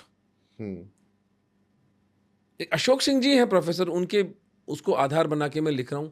जबरदस्त रिसर्च की है बंदे ने, तो मुझे उनका नाम पता नहीं मिल रहा है। अगर कोई सुन रहे हो और मुझे उनसे संपर्क करा सके तो मैं बहुत ऋणी रहूँगा उस आदमी का, कि मैं अगर इतने महान आदमी से मिल सकूँ, क्योंकि उन्होंने सल्तनत काल में हिंदू प्रतिरोध करके 2 वॉल्यूम्स में बुक लिखी है। अब मैं उसमें छंटनी कर रहा हूँ कि क्या मैटर है। छोटी मैं ज़्यादा बड़ी इलैबोरेट बुक नहीं लिखना चाहता, मैं छोटी सी बुक उसमें आर्गूमेंट्स में ज़्यादा देना चाहता हूँ। उदाहरण के लिए 5 मेवाड़ के महाराणाओं ने इन दिल्ली के तथाकथित सुल्तानों को अरेस्ट किया, कुत्ते की तरह कैद करके चित्तौड़ में रखा। नाम सुना है आपने उनका? नहीं, बताया ही नहीं गया ना, क्योंकि वो तो महान थे। और ये हमारी मरी हुई सरकार जो आज में 2014 से मोदी जी सत्ता में है, इनको कह के कि मेरी जीभ में छाले पड़ चुके हैं। एक इतिहास को पुनर्लेखन आयोग का गठन करिए, दूध का दूध, पानी का पानी। अगर मैं गलत हूं तो मैं अपनी दुकान बंद करूं, और अगर ये मक्कार गलत है तो इनकी डिग्री इनसे वापस लो। बिल्कुल भाई, इसमें क्या प्रॉब्लम है? इसमें क्या इतनी बगले झांक रहे हो? ये करेगा, वो करेगा। वो जावड़ेकर कहता है हमने एक कॉमा भी नहीं, उसको लज्जा नहीं आई ये कहते हुए। We have not even change the comma in the syllabus of history. डूब के मर जाओ, इसलिए तुम्हें सत्ता दी थी। खुद मोदी जी का कथन था कि सत्ता परिवर्तन का माध्यम है। था कि नहीं मोदी जी का कथन? ये मैं आपको कोट करके बता सकता हूं कि किस मीटिंग में उन्होंने कहा था, क्योंकि मैं तो मोदी जी का हर स्पीच, वो तो मेरे लिए भगवान कृष्ण के बाद मोदी जी हैं। तो अब क्या हुआ? सत्ता परिवर्तन का साधन, सत्ता के लिए सत्ता हो गई, सत्ता के लिए परिवर्तन का साधन हो गया उनके लिए। तो कि क्यों आप इतिहास का पुनर्गठन आयोग कमिट नहीं कर रहे? आप अमेरिका से बुलाइए, आप ऑस्ट्रेलिया से बुलाइए, आप न्यूजीलैंड से बुलाइए, आप यूरोप के इतिहासकारों को बुलाइए। सब खुली चुनौती है भाई। हम प्राइमरी सोर्सेज देंगे, हम वो शिलालेख दिखाएंगे, हम वो प्रमाण देंगे, हम वो जगह दिखाएंगे, हम वो आर्कियोलॉजिकल एविडेंस देंगे। अगर आप भगवान राम की खुदाई करके भगवान राम का मंदिर स्थापित कर सकते हो, तो हमारे यशस्वी पूर्वजों के युद्ध की जो श्रृंखला है, जो 1000 साल 1200 साल का इतिहास है, उसको स्थापित क्यों नहीं करते आप? ये झूठ प्रपंच कब तक चलता रहेगा? खुशविंदर, आप जैसे हिंदू को नाम नहीं पता उन महाराणाओं के जिन्होंने अरेस्ट करके रखा था। इब्राहिम लोदी के बेटे को महाराणा सांगा ने अरेस्ट किया था। मोहम्मद बिन तुगलक को महाराणा हमीर सिंह जी ने अरेस्ट किया। उसके बाद वो एक लोधी, ये एक तुगलक और था, गयासुद्दीन तुगलक, उसको महाराणा मोकल ने अरेस्ट किया। इनके नाम कोई नहीं जानता। मोकल के नाम कुंभा, कुंभा ने उसको, मालवा का सुल्तान था महमूद खिलजी, उसको अरेस्ट किया और फिर दया करके छोड़ा। शाहिया डायनेस्टी की पूरी कहानी, नागभट्ट, जयभट्ट, ललितादित्य मुक्तापीड़, रावल अल्लड़, रावल जैत्र सिंह, रावल समर सिंह, वे क्या विलक्षण लोग थे साहब। मेवाड़ का ये राजघराना, यानी ये तो मैंने आपको मेवाड़ के अतिरिक्त बताए हैं। एक कॉन्टिन्यूटी मेवाड़ के राजघराने में, एक सहस्त्र वर्षों तक निरंतर मुसलमानों से लोहा लेकर के देश को और धर्म को सुरक्षित रखने वाले लोग, उनके नाम हमको नहीं पता यार। और मैं क्या मांग कर रहा हूं, एक निष्पक्ष आप जांच आयोग बिठा दीजिए। तो उसमें तो कोई बुराई भी नहीं है, तो हो जाए ना फैसला। अगर राजपूत इतने गए गुजरे थे तो हम मान लेंगे, हम स्वीकार कर लेंगे कि हाँ भगोड़े थे, अफीमची थे, नशेड़ी थे। लेकिन आप उस कबाल की ताकत देखिए कि तथाकथित आपकी सत्ता होने के बावजूद 11 साल में वो कमीशन नहीं बैठा है। और ये धिक्कार है इस सरकार पर, थूकता हूं मैं इस सरकार के ऊपर। अगर आप अपने पूर्वजों के साथ न्याय नहीं करते हो, आपकी सत्ता दो कौड़ी की कोई क्षमा नहीं है और कोई समझौता नहीं हो सकता इस पॉइंट के ऊपर। मेरे प्रताप और उनके उस यशस्वी वंश का सत्य अगर आप समाज के सामने लाने का साहस नहीं कर सकते तो छोड़ दीजिए कुर्सी, कांग्रेसी आएंगे, कांग्रेसियों से निपट लेंगे हम। तो फिर तो कोई फर्क ही नहीं है सर। क्या अंतर है? कोई अंतर नहीं है। अच्छा सर, इसके अलावा इतिहास में साका का जिक्र है, मैंने आपके कुछ इंटरव्यूज में भी सुना। अरे यार, अब आप मुझे फिर वो लड़के मजाक उड़ाएंगे, ट्रोल्स के साथ डॉक्टर साहब रोने लग जाते हैं अब हर वीडियो में, तो मैं वो बड़ा इमोशनल चैप्टर है सर, थोड़ा इमोशनल नहीं कहूंगा। इमोशन तो देखो व्यक्तिगत होता है। आंसू एक भाषा होती है खुशविंदर। जब शब्द खत्म हो जाते हैं तो आंसू ही आपकी भाषा है। क्योंकि घटना इतनी बड़ी है,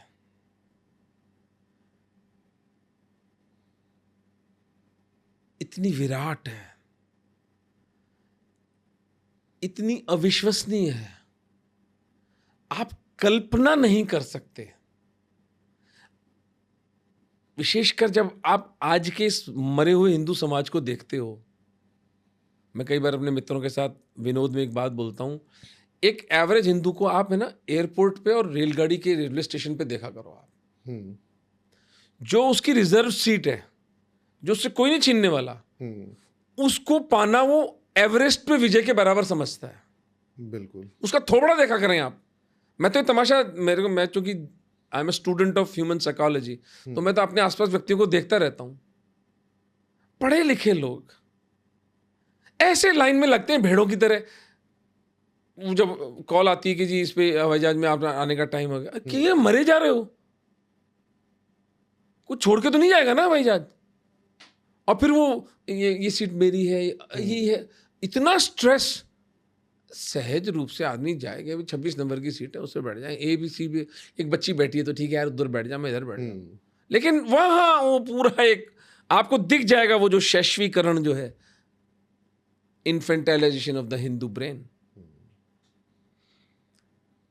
तो उस समाज को मैं, इस समाज की मैं ये दुर्दशा देखने के बाद मैं देखता हूं कि हम उनके बच्चे हैं जिन्होंने अपना जीवन ऑन एन इंडस्ट्रियल स्केल 10,000 20,000 लोग एक साथ जीवित जल जाना, स्त्रियों का, बच्चों को अपने शरीर के बांध कर। यार कल्पना तो करो जरा, उस घड़ी की सोचो तो सही। पूरा परिवार समाप्त हो रहा है। पुरुष अपनी बूढ़ी मां को जीवित जलते हुए देख रहा है। कितनी भयानक वेदना। कोई शब्द हैं जो उस वेदना को व्यक्त कर सकें? Is there any way we can feel that pain? We can't. वो हमारी माँ नहीं है ना, बिल्कुल। वो हमारी बहन नहीं है, हमारी पत्नी नहीं, हमारी बेटी नहीं। हम उस वेदना को नहीं सह सकते जो हमारे पूर्वज सहकर चले गए। और उसका साइकोलॉजिकल इंपैक्ट ये हुआ साका जौहर का। साका जौहर उस घटना को कहते थे जब मुसलमान घेरते थे किले को और रसद पानी समाप्त हो जाता था, तो जो अंतिम युद्ध होता था उससे पहले राजपूत और उस किले के सभी जातियां, कलाल, धोबी, वाल्मीकि, ब्राह्मण, ऐसा थोड़ी है कि बाकी स्त्रियां बच जाती थी। एक एक दुर्ग की स्त्री, नेतृत्व तो राजपूत स्त्रियां करती थी, लेकिन दुर्ग में एक स्त्री नहीं मिलती थी मुसलमानों को। वो सब अपनी स्त्रियों को जीवित अग्नि में जला देते थे। मुसलमान नहीं खड़े नीचे सोचते होंगे कि यार इन लोगों को कैसे गुलाम बनाएंगे, जिनको स्वतंत्रता इतनी प्यारी है कि वो अपने आप को जीवित जला रही हैं। और दूसरा इसका एस्पेक्ट था कि मरने के बाद भी मुसलमान संभोग किया करते थे, आज भी करते हैं। वो नेक्रोफिलिया का पूरा प्रपंच है, पूरा एक, वो आप गूगल कर लीजिए, आपको पता लग जाएगा। पूरे पाकिस्तान में रोज वो छोड़े हूँ आप, जो इनकी गंदगी, इनको मुबारक। लेकिन हमारी पूर्वजा माताओं को यह बात पता थी जो आज की हिंदू स्त्रियों को नहीं पता, बकवासें करती हैं, क्या बुरा है, सब धर्म बराबर हैं, ये है वो है। हमारी पूर्वजा माताओं को पता था हमारे मरे हुए शरीर के साथ भी संभोग करेंगे ये लोग। और सोचो उसका क्या साइकोलॉजिकल इंपैक्ट होता मेवाड़ की जनता पर। क्या मेवाड़ की जनता 1000 साल तक लड़ पाती? उनकी रानियों के साथ चौराहों पर संभोग हो रहे होते तो। वो संभावना समाप्त कर दी हमारी पूर्वजा माताओं ने। वो जीवित, उनको नाखून और हड्डियां मिली मुसलमानों को, और वो संकल्प उठा मेवाड़ की जनता का, हमारी रानियां जल गईं, हम मुसलमानों के आगे समर्पण नहीं करेंगे। ये मूल्य चुकाकर भैया हिंदू धर्म बचाया है। ये कोई बर्थडे गिफ्ट नहीं मिली है हिंदू धर्म आपको कि लो जी पापा जी ने आपको साइकिल दिलवा दी। हमारी माओ बहनों तक ने अपना बलिदान दिया, उन्होंने ही दिया है। भाई पुरुष का तो काम ही लड़ना है। कौन सा समाज है बताइए जिसमें स्त्रियां इस तरह जली हों? कोई समाज नहीं है हिंदू समाज के अलावा। ये गौरव हमारा है। और उस साका जौहर का आपको उल्लेख नहीं मिलता है हिंदुस्तान की टेक्स्ट बुक्स के अंदर। क्यों नहीं मिलता भाई? क्या छुपा रहे हो? क्यों छुपा रहे हो? तुम्हारा छुपाना बता रहा है कि कोई विलक्षण बात घटी है यहां पर, और उसका अपना तेज, उसका अपना बल इतना है कि वो आ गई ना खुले में।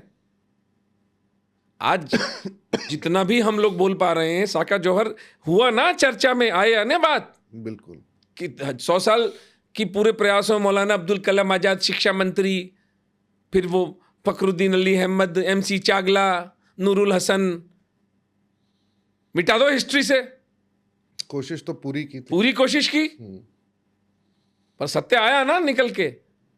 वो फूट की कोपल, वो उसको कहते थे ना, कोपलें फिर फूट आई हैं कहना उसे, वो न समझा है न समझेगा मगर कहना उससे।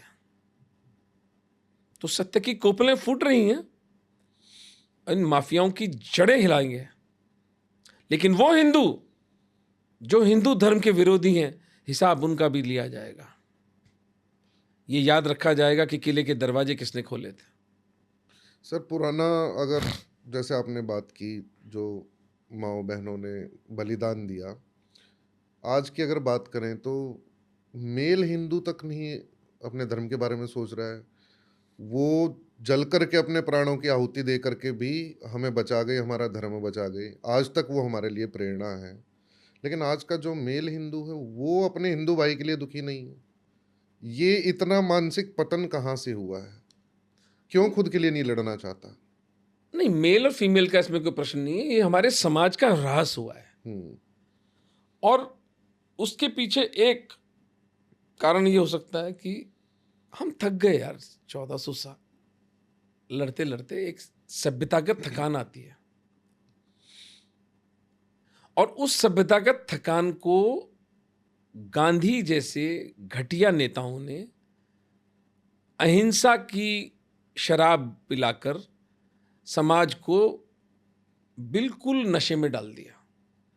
क्योंकि एक थका हुआ समाज है जिसको नेतृत्व चाहिए। अगर नेतृत्व दकाल के ललकार था तो समाज खड़ा हो जाता। भी आज आप देखिए ना, मुझ जैसे साधारण आदमी एक बुक लिखता है और उस बुक की 60,000 कॉपीज बिकती हैं, 3 साल से वो बेस्ट सेलर है, यहाँ बुला रहे हैं, वहाँ बुला रहे हैं, यहाँ डिस्कस हो रही है, वहाँ डिस्कस हो रही है, तो उस वक्त के प्रज्ञावान लोगों के पीछे समाज जरूर आता।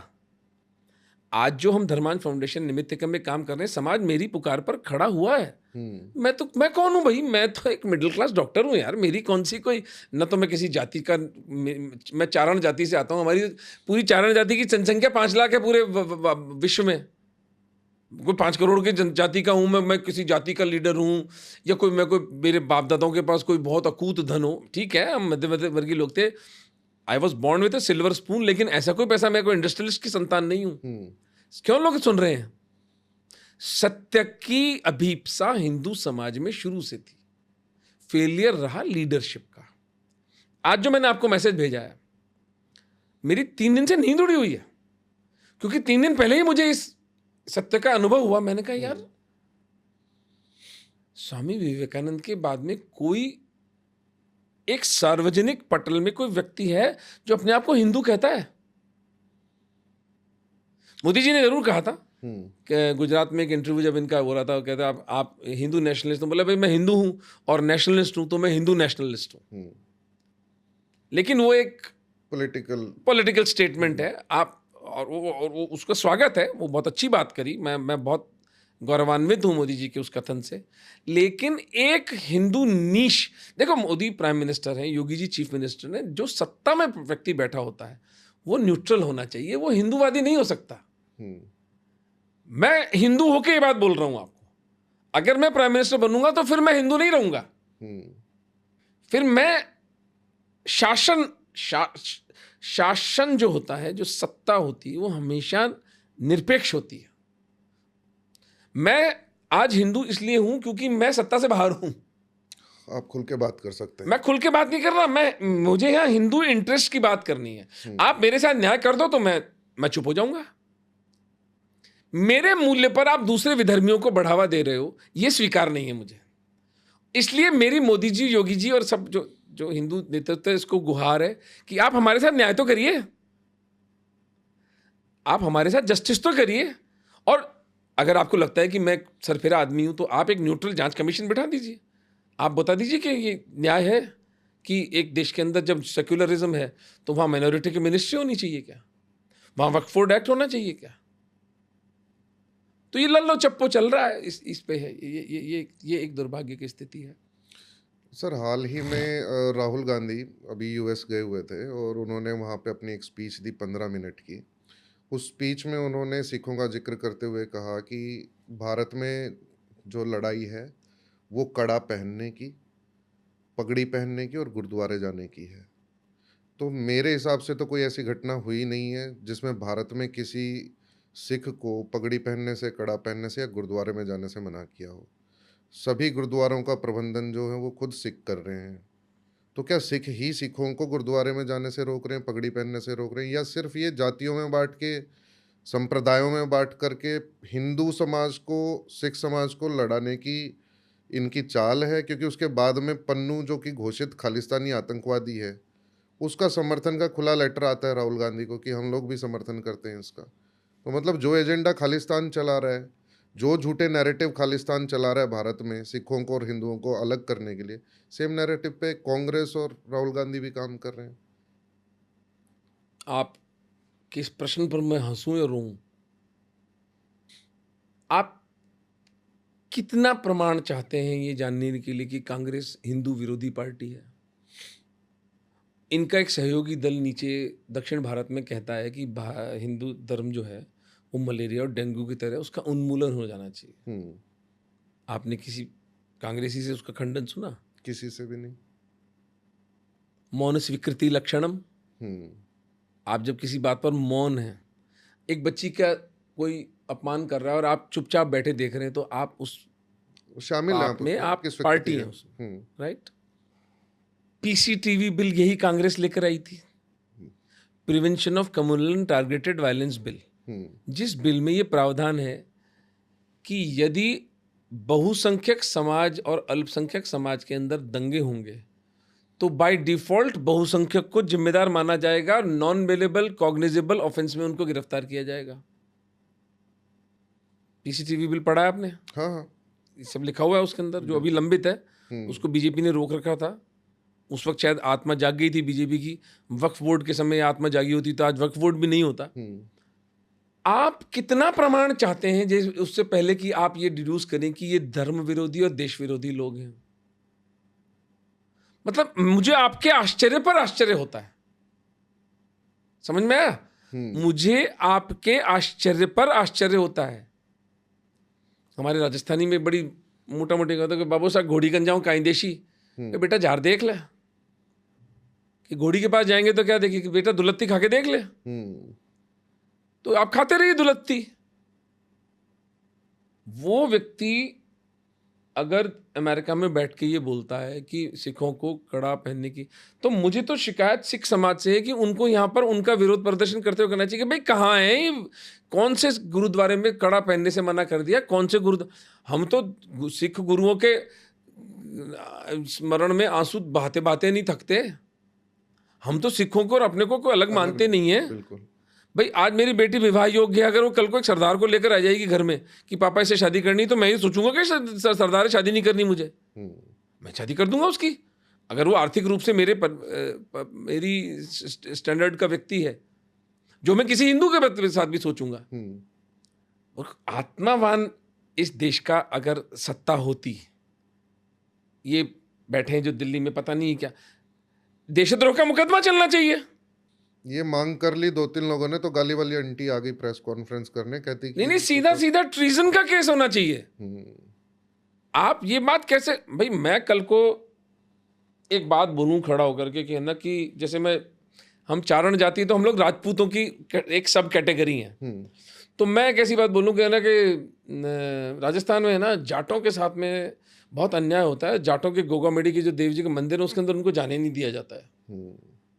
तो मैं विद्वेष भड़का रहा हूं कि नहीं भड़का रहा हूं? बिल्कुल। तो आर्टिकल 295 भी अप्लाई होता है कि नहीं होता? भाई यही तो है ना आर्टिकल कि आप धार्मिक भावनाएं भड़का रहे हैं किसी की, तो ये धार्मिक भावनाएं तो भड़काना हुआ ना। किसी ने पिया हो मां का दूध तो करके दिखाया इनको अरेस्ट। लेकिन न्याय भी वेश्या है, पैसे पे नाचती है। जो तगड़ा है, जिसके पीछे सत्ता बल है, जिसके पीछे वामपंथियों का धन है, जिनके पास डीप स्टेट का ताकत है, वो बकवासें करते रहेंगे। मैं समझता हूं हिंदू समाज को इनकी तरफ देखना ही नहीं चाहिए। हाँ, आपके परिवार में अगर कोई कांग्रेसी है तो उसको लज्जित करें, उसको जात से बाहर निकाल दें कि तू हिंदू विरोधी है। हिंदू विरोधियों को वोट देने वाला हिंदू विरोधी है। कांग्रेसियों के साथ खाना नहीं खाएंगे। बिल्कुल। मान सिंह जी के साथ महाराणा प्रताप ने खाना नहीं खाया था। बिल्कुल। और घटना इस तरह घटी थी, मान सिंह जी 1572 में संधि का संदेश लेकर आए थे कि तो खाने वाने की व्यवस्था हुई, तो अमर सिंह जी जो उनके पुत्र हैं वो जाते हैं कि बाबू साहब के पेट में दर्द हो रहा है, दाजी राजसा के, इसलिए खाना वो नहीं खाएंगे, आप मेरे साथ खाना खा लीजिए। मान सिंह जी को अपमानित हुआ कि मुझे पता है उनके पेट के दर्द का इलाज मेरे पास है, ऐसे उन्होंने व्यंग में कहा। मुझे लगता है कि उन्होंने युद्ध की ठान लिया। तो भीम सिंह डोडिया उनके जो राइट हैंड थे, उन्होंने कहा हाँ युद्ध की ठान ली है, तुझे जहाँ करना हो, जहाँ बोलना हो वहाँ युद्ध के लिए आता, और आते वक्त तेरे फूफा को भी लेता आना। ये डायलॉग हुआ था मान सिंह जी के बारे में। लेकिन अलग वो डिस्कशन है। कांग्रेसी के साथ खाना नहीं खाना चाहिए हमें, उसके साथ बेटी बोटी का व्यवहार खत्म कर देना चाहिए हमें। मैं तो, मेरे बच्चे का भी कुछ पसंद आई थी बात, तो मैंने तो उसको बोला आम आदमी पार्टी की सपोर्ट लड़की थी, मैंने कहा रिजेक्ट। जो आम आदमी पार्टी के बारे में अपने प्रोफाइल पे लिख सकता है, वो आदमी मेरे परिवार के आसपास नहीं दिखना चाहिए। बिल्कुल। उतना रेडिकल हम अपनी अपनी अपनी अपनी जो ओपिनियन है वो इतनी क्लियर होनी चाहिए हमारी। हाँ, वन शुड बी रेडिकल। अगर हम ठीक है हिंदुत्व की बात करते हैं तो उसमें क्या बुराई है? We should be unapologetic. पागल 10% तो पागल हर जगह हर समाज में होते ही है ना, उन पागलों से दूर रहिए थोड़ा सा बस। इसलिए इस तरह के स्टेटमेंट्स,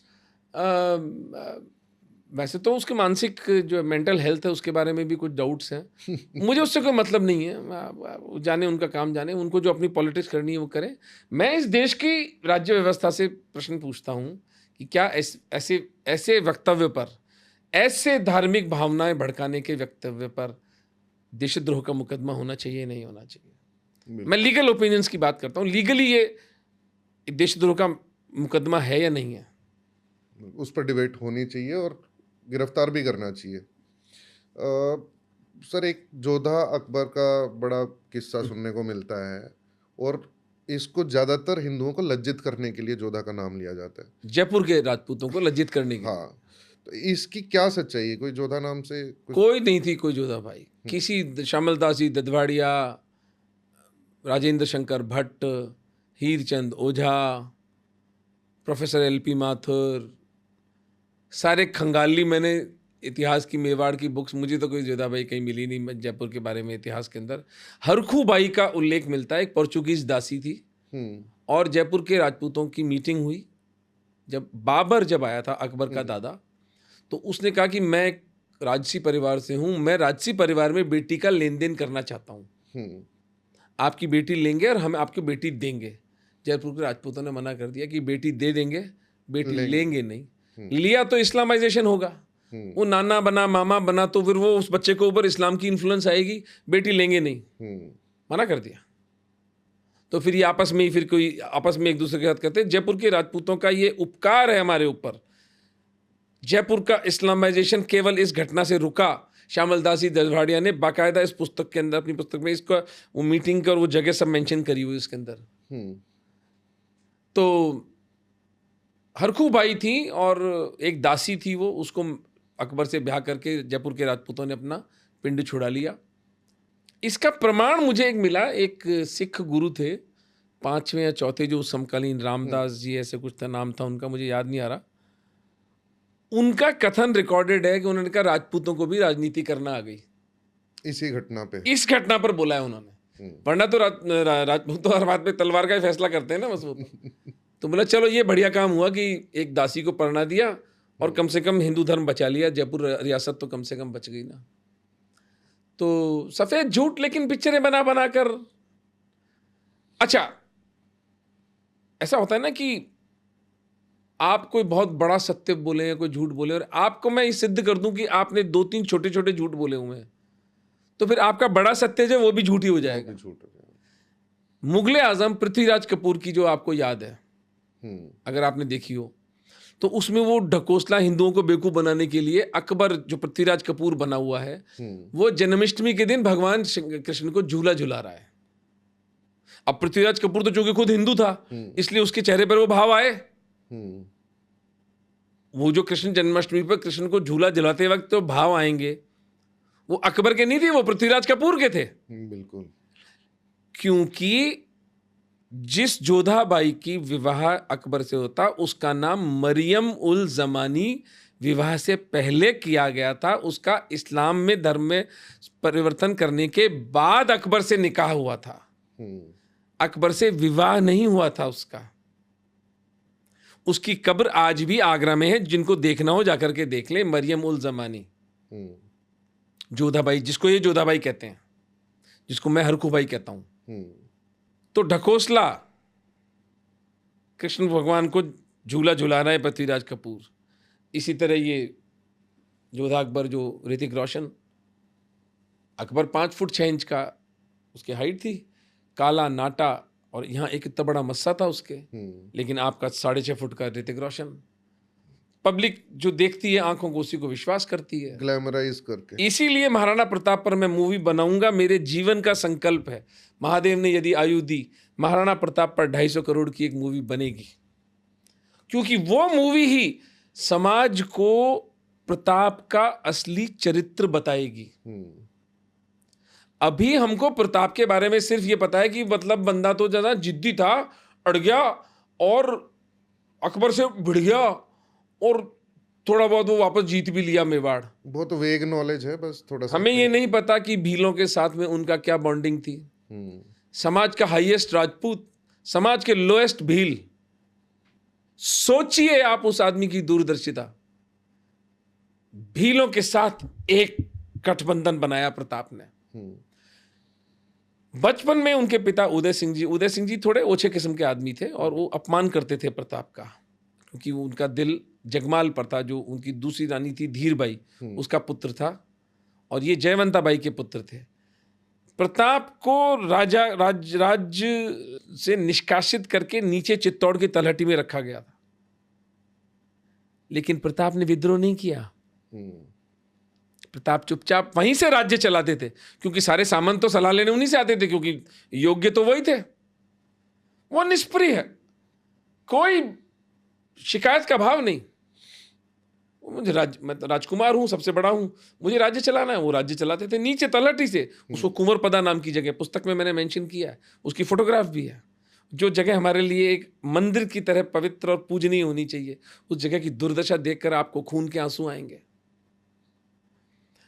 तो प्रताप का चरित्र जब हम इस मूवी के माध्यम से समाज के सामने लाएंगे, मैं समझता हूं हिंदू समाज करवट लेकर खड़ा हो जाएगा। यह एक युग प्रवर्तक मूवी होगी। यह एक ऐसी मूवी होगी जो समाज को बताएगी कि हम किन विलक्षण लोगों की संतानें हैं, हमारी लेगेसी क्या है। हम ये कबूतर और खरगोश और भेड़े नहीं हैं, ये सियार नहीं है, हम सिंह हैं। We are the lions because we inherit those values in our blood, in our bones. हमारी आत्मा पवित्र हो जाएगी इस मूवी को देख करके कि ये प्रताप का सत्य है, और मैं उसको बिल्कुल अनअडल्ट्रेटेड फॉर्म में लेकर आऊंगा। उसका तो एक मैंने गाना भी लिखा है, उसका मैं लिख चुका हूं गाना। तो ये जो गाना है, ये टाइटल सॉन्ग में भी मैंने कुछ 5-7 लाइनें लिखी हैं, और काफ़ी सारे सीन्स की मैं कल्पना कर चुका हूँ और चर्चा चल रही है। अभी हम लोग राजस्थान गवर्नमेंट से कुछ अनुदान लेकर के इसकी स्क्रिप्ट पूरी लिखने वाले हैं। 2 महीने में स्क्रिप्ट का काम पूरा हो जाएगा, और मैं 1.5-2 वर्ष के अंदर साका जौहर से आरंभ होकर दिवेर तक, बीच में हल्दी घाटी का युद्ध और इंटरवल होगा, वहाँ इस तरह से मूवी बनाने का विचार। तो इसका टाइटल गीत मैंने इस तरह के निकल कर आया, देखिए क्या है। आयो प्रताप बन बन कर घन छायो प्रताप। आयो प्रताप बन बन कर घन छायो प्रताप। बन ध्वजा धर्म छायो प्रताप, कर्तव्य कर्म लायो प्रताप। रणभेरी को प्यासो प्रताप, तुर्का को काल लायो प्रताप। चित्तौड़ दुर्ग की छाया में, उन्माद से भरी काया में, उन्मत्त काल की माया में, रणभूमि पर आयो प्रताप। आयो प्रताप बन बन कर घन छायो प्रताप। ये कोरस में होगा। वैसे बहुत से लोगों ने आपका ये टैलेंट देखा नहीं होगा, पहली बार बहुत से दर्शक ऐसे होंगे जो देख रहे होंगे आपको गाना गाते हुए।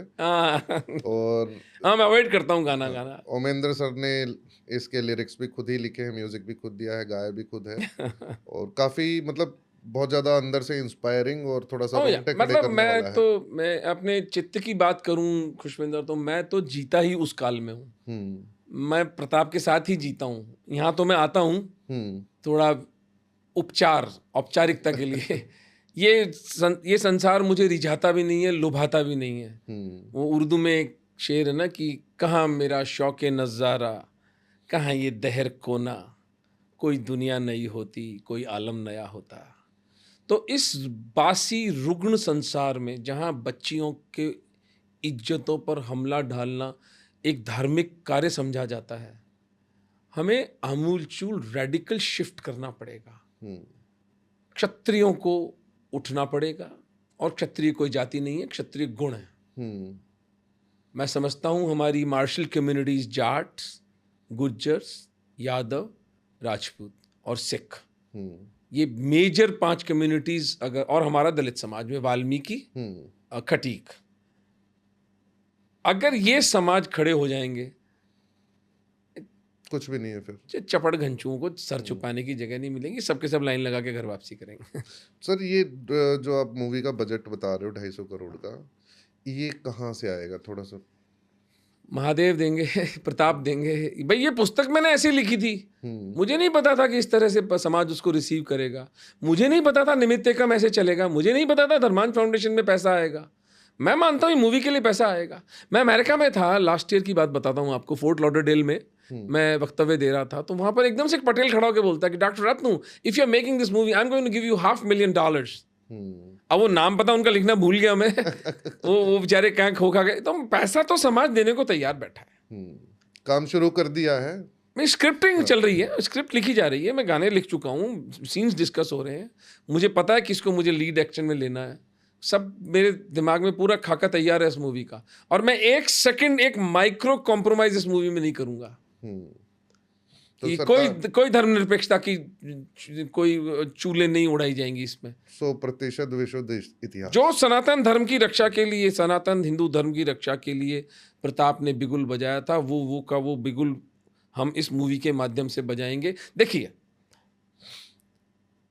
मैं एक साधारण हिंदू व्यक्ति हूं, मैं इस वैश्विक समुदाय से एक बहुत सरल सी मांग करता हूं, मुझे मेरे हाल पर छोड़ दो। मेरे लोगों को झूठे प्रलोभन देकर धर्मांतरण करना बंद करो। मेरे समाज की बच्चियों को इज्जत लूटना बंद करो। मेरे समाज के लोगों की, निरीह लोगों की हत्या बंद करो। अगर ये समाज, ये वैश्विक समुदाय हमें हिंदुओं को न्याय देता है तो मुझे कोई प्रॉब्लम नहीं है। मैं वापस सब कुछ खुशविंदर को और ऐसे युवाओं को सौंप कर वहां चला जाऊंगा, ऋषिकेश। मेरी जगह वो है, मेरी आत्मा मुझे ऋषिकेश में पुकारती है। मैं वहां बैठकर 10 घंटे मेडिटेशन करना चाहता हूं, मेरी सहज प्रवृत्ति वो है। लेकिन अगर मेरे हिंदू समाज की बच्चियों के साथ बलात्कार होते हैं, अगर मेरे हिंदू भाई बहनों की हत्याएं होती हैं, तो महाराणा प्रताप का भाला आज भी उदयपुर में रखा है, दोबारा उठाया भी जा सकता है। बिल्कुल, ये सीधा स्पष्ट संदेश पूरा संसार, इस देश के हिंदू, इस देश के विधर्मी, इस देश के वामपंथी सुन लें।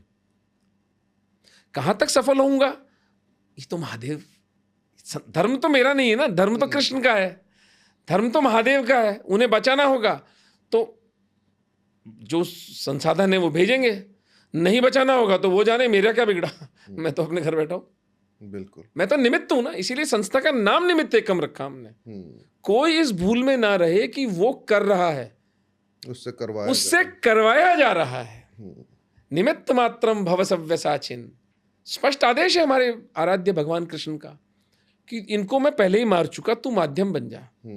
तो इस संसार में जो पाप और व्यभिचार का तांडव हो रहा है, अगर हिंदू समाज के माध्यम से भगवान कृष्ण और महादेव को उसका समाधान करना होगा, तो आप और मैं उसके उपकरण हैं। बात इतनी सी है। बाकी व्यक्तिगत रूप से किसी मुसलमान ने, किसी ईसाई ने मेरा क्या बिगाड़ा है? हाँ, व्यक्तिगत लड़ाई है ही नहीं। व्यक्तिगत लड़ाई है नहीं, समाज के रूप में लड़ाई है। और लड़ाई है तो लड़ाई है, फिर आर पार की लड़ाई है। वैचारिक लड़ाई है, अपने विचार खुल के रखेंगे। लास्ट क्वेश्चन है सर, नैरेटिव बिल्डिंग की बात अगर आए तो वामपंथी जितने भी हैं या फिर लेफ्टिस्ट हैं जितने भी, इनका बड़ा स्ट्रॉन्ग मैकेनिज्म है, 1 सेकंड में नैरेटिव बिल्ड कर देते हैं। कोई सामान्य क्राइम की घटना को भी कम्युनल एंगल दे करके दिखाते हैं कि किसी मुस्लिम पर अत्याचार किया जा रहा है और सारे मुस्लिम खतरे में हैं। वहीं दूसरी तरफ घटना होती है पालघर में, साधुओं की लिंचिंग की जाती है, वो घटना दबा दी, लेवल तक जाती नहीं है। तो ये क्या है और इसको कैसे चेंज किया जा सकता है? भाई चेंज तो जो हिंदू बुद्धि का शैश्वीकरण हुआ है कि भाई आप ट्रक की बत्ती के पीछे चल पड़ते हो।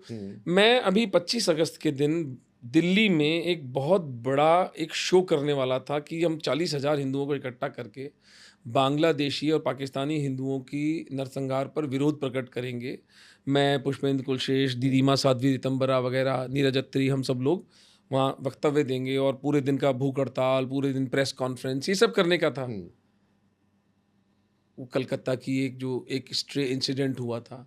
मैं उस बच्ची के प्रति, कोई भी साधारण से साधारण आदमी को दुख होगा कि एक नया पल्लवित बेचारी बच्ची जो उग रही थी, उसको ऐसा भयानक उसका अंत हुआ।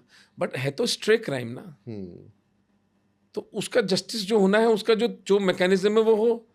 बांग्लादेश में तो नरसंहार हो रहा है, सिस्टमेटिकली पूरा सभी को मारा जा, अपैरेटस, आर्मी मार रही है, पुलिस मार रही है, स्टूडेंट्स मार रहे हैं, जमाते इस्लामी मार रही है। रिसीविंग एंड पे तो लेकर हिंदू ही है ना, और कोई बोलने वाला नहीं है। लेकिन उस पूरे नैरेटिव को चेंज कर दिया। तो वो इसलिए चेंज कर दिया क्योंकि हिंदू समाज बालवत है, बच्चों जैसा है। इनको झुंझुना दिखाओ, ये झुंझुने के पीछे चल पड़ते हैं। माँ को जब दूध नहीं पिलाना होता तो झुंझुने पर लटका देती ना, तो वो बच्चा दूध छोड़ के झुंझुने पे आ जाता है। तो हम दूध छोड़ के झुंझुने के पीछे लगे हुए हैं। तो ये तो दशकों में जाकर के सुधरेगा।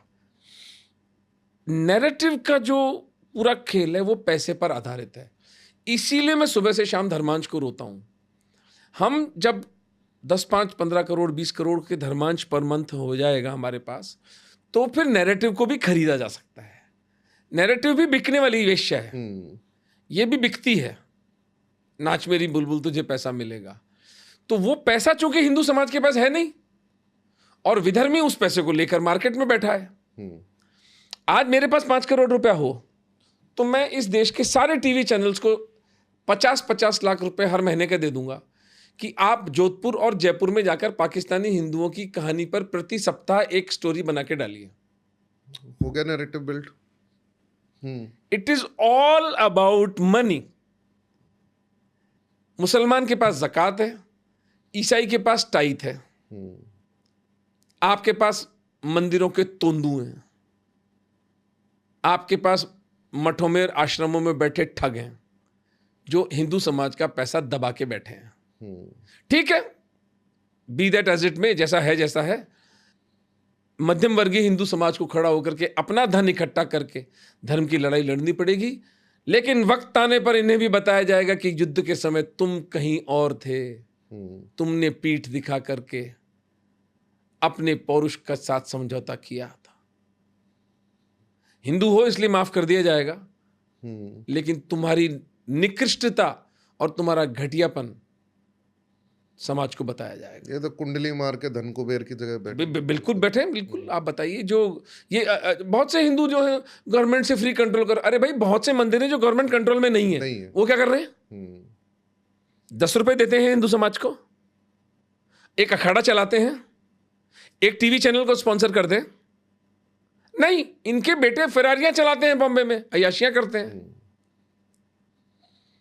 नैरेटिव की लड़ाई भी धर्मांश से ही जीती जा सकती है।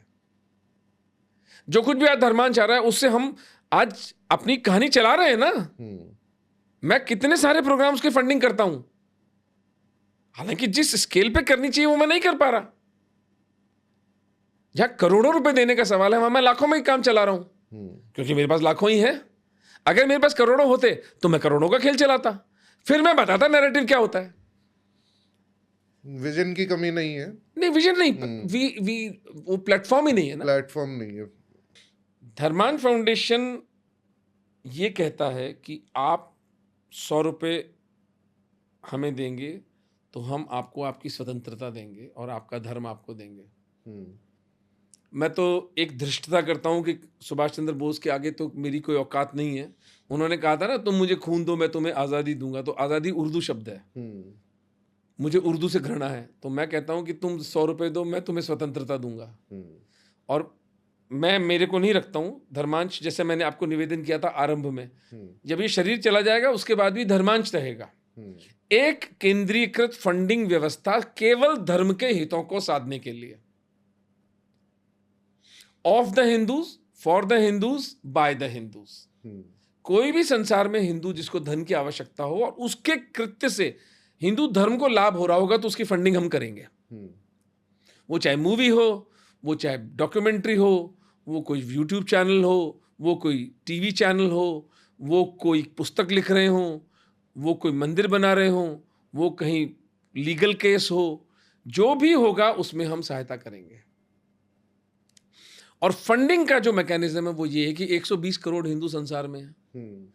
इनमें से 119 करोड़ को क्रिकेट के और बॉलीवुड के झक मारने दो। 1 करोड़ हिंदू यदि 100 रुपये महीने का धर्मांश दे तो 100 करोड़ रुपए की फंडिंग आ जाती है। मैं महादेव की शपथ लेके कहता हूँ, जिस दिन 100 करोड़ रुपए की फंडिंग धर्मांश फाउंडेशन के पास आ गई, उसके 5 साल के अंदर आप उसका प्रभाव देख लेंगे। यंग बच्चे बच्ची आपके धर्म की रक्षा के लिए सतत बैठे रहो। Saving Hinduism is not a part time job. आपके पास कितने ओमेंद्र रत्नू हैं जो अपनी दाल रोटी खुद कमाते हैं और साथ में धर्म का काम भी करते हैं? 12 भी नहीं होंगे गिने चुने। बिल्कुल। हमें चाहिए सैलरीड हिंदू, उसका काम हिंदू धर्म की रक्षा करना है। आज आप एक काम कर रहे हो, मेरा बस चले मैं आपको 10 लाख रुपए महीने के दूं कि भाई आप सुबह से शाम वीडियोस बनाओ और ये आपकी दाल रोटी का, ये आपके माता पिता के इलाज का, ये आपके बच्चे के एजुकेशन का पैसा लो। इस संसार में क्या फ्री मिलता है भाई? फ्री में 2 ही चीजें मिलती हैं, जहर और एडवाइस। वो दोनों ही नुकसान करती हैं।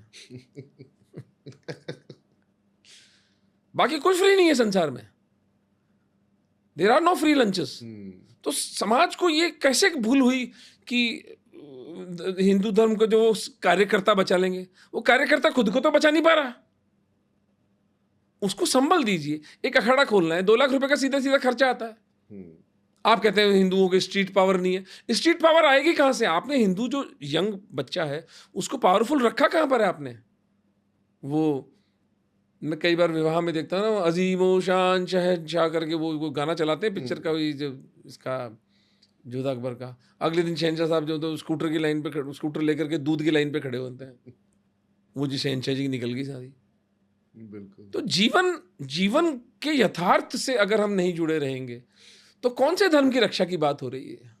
धर्म रक्षा के लिए अर्थ का सुदृढ़ीकरण बहुत इंपॉर्टेंट है। मैंने मेम्फिस की घटना बताई आपको कि मेम्फिस में मैंने एक बहुत ओजस्वी और बहुत मार्मिक वक्तव्य दिया।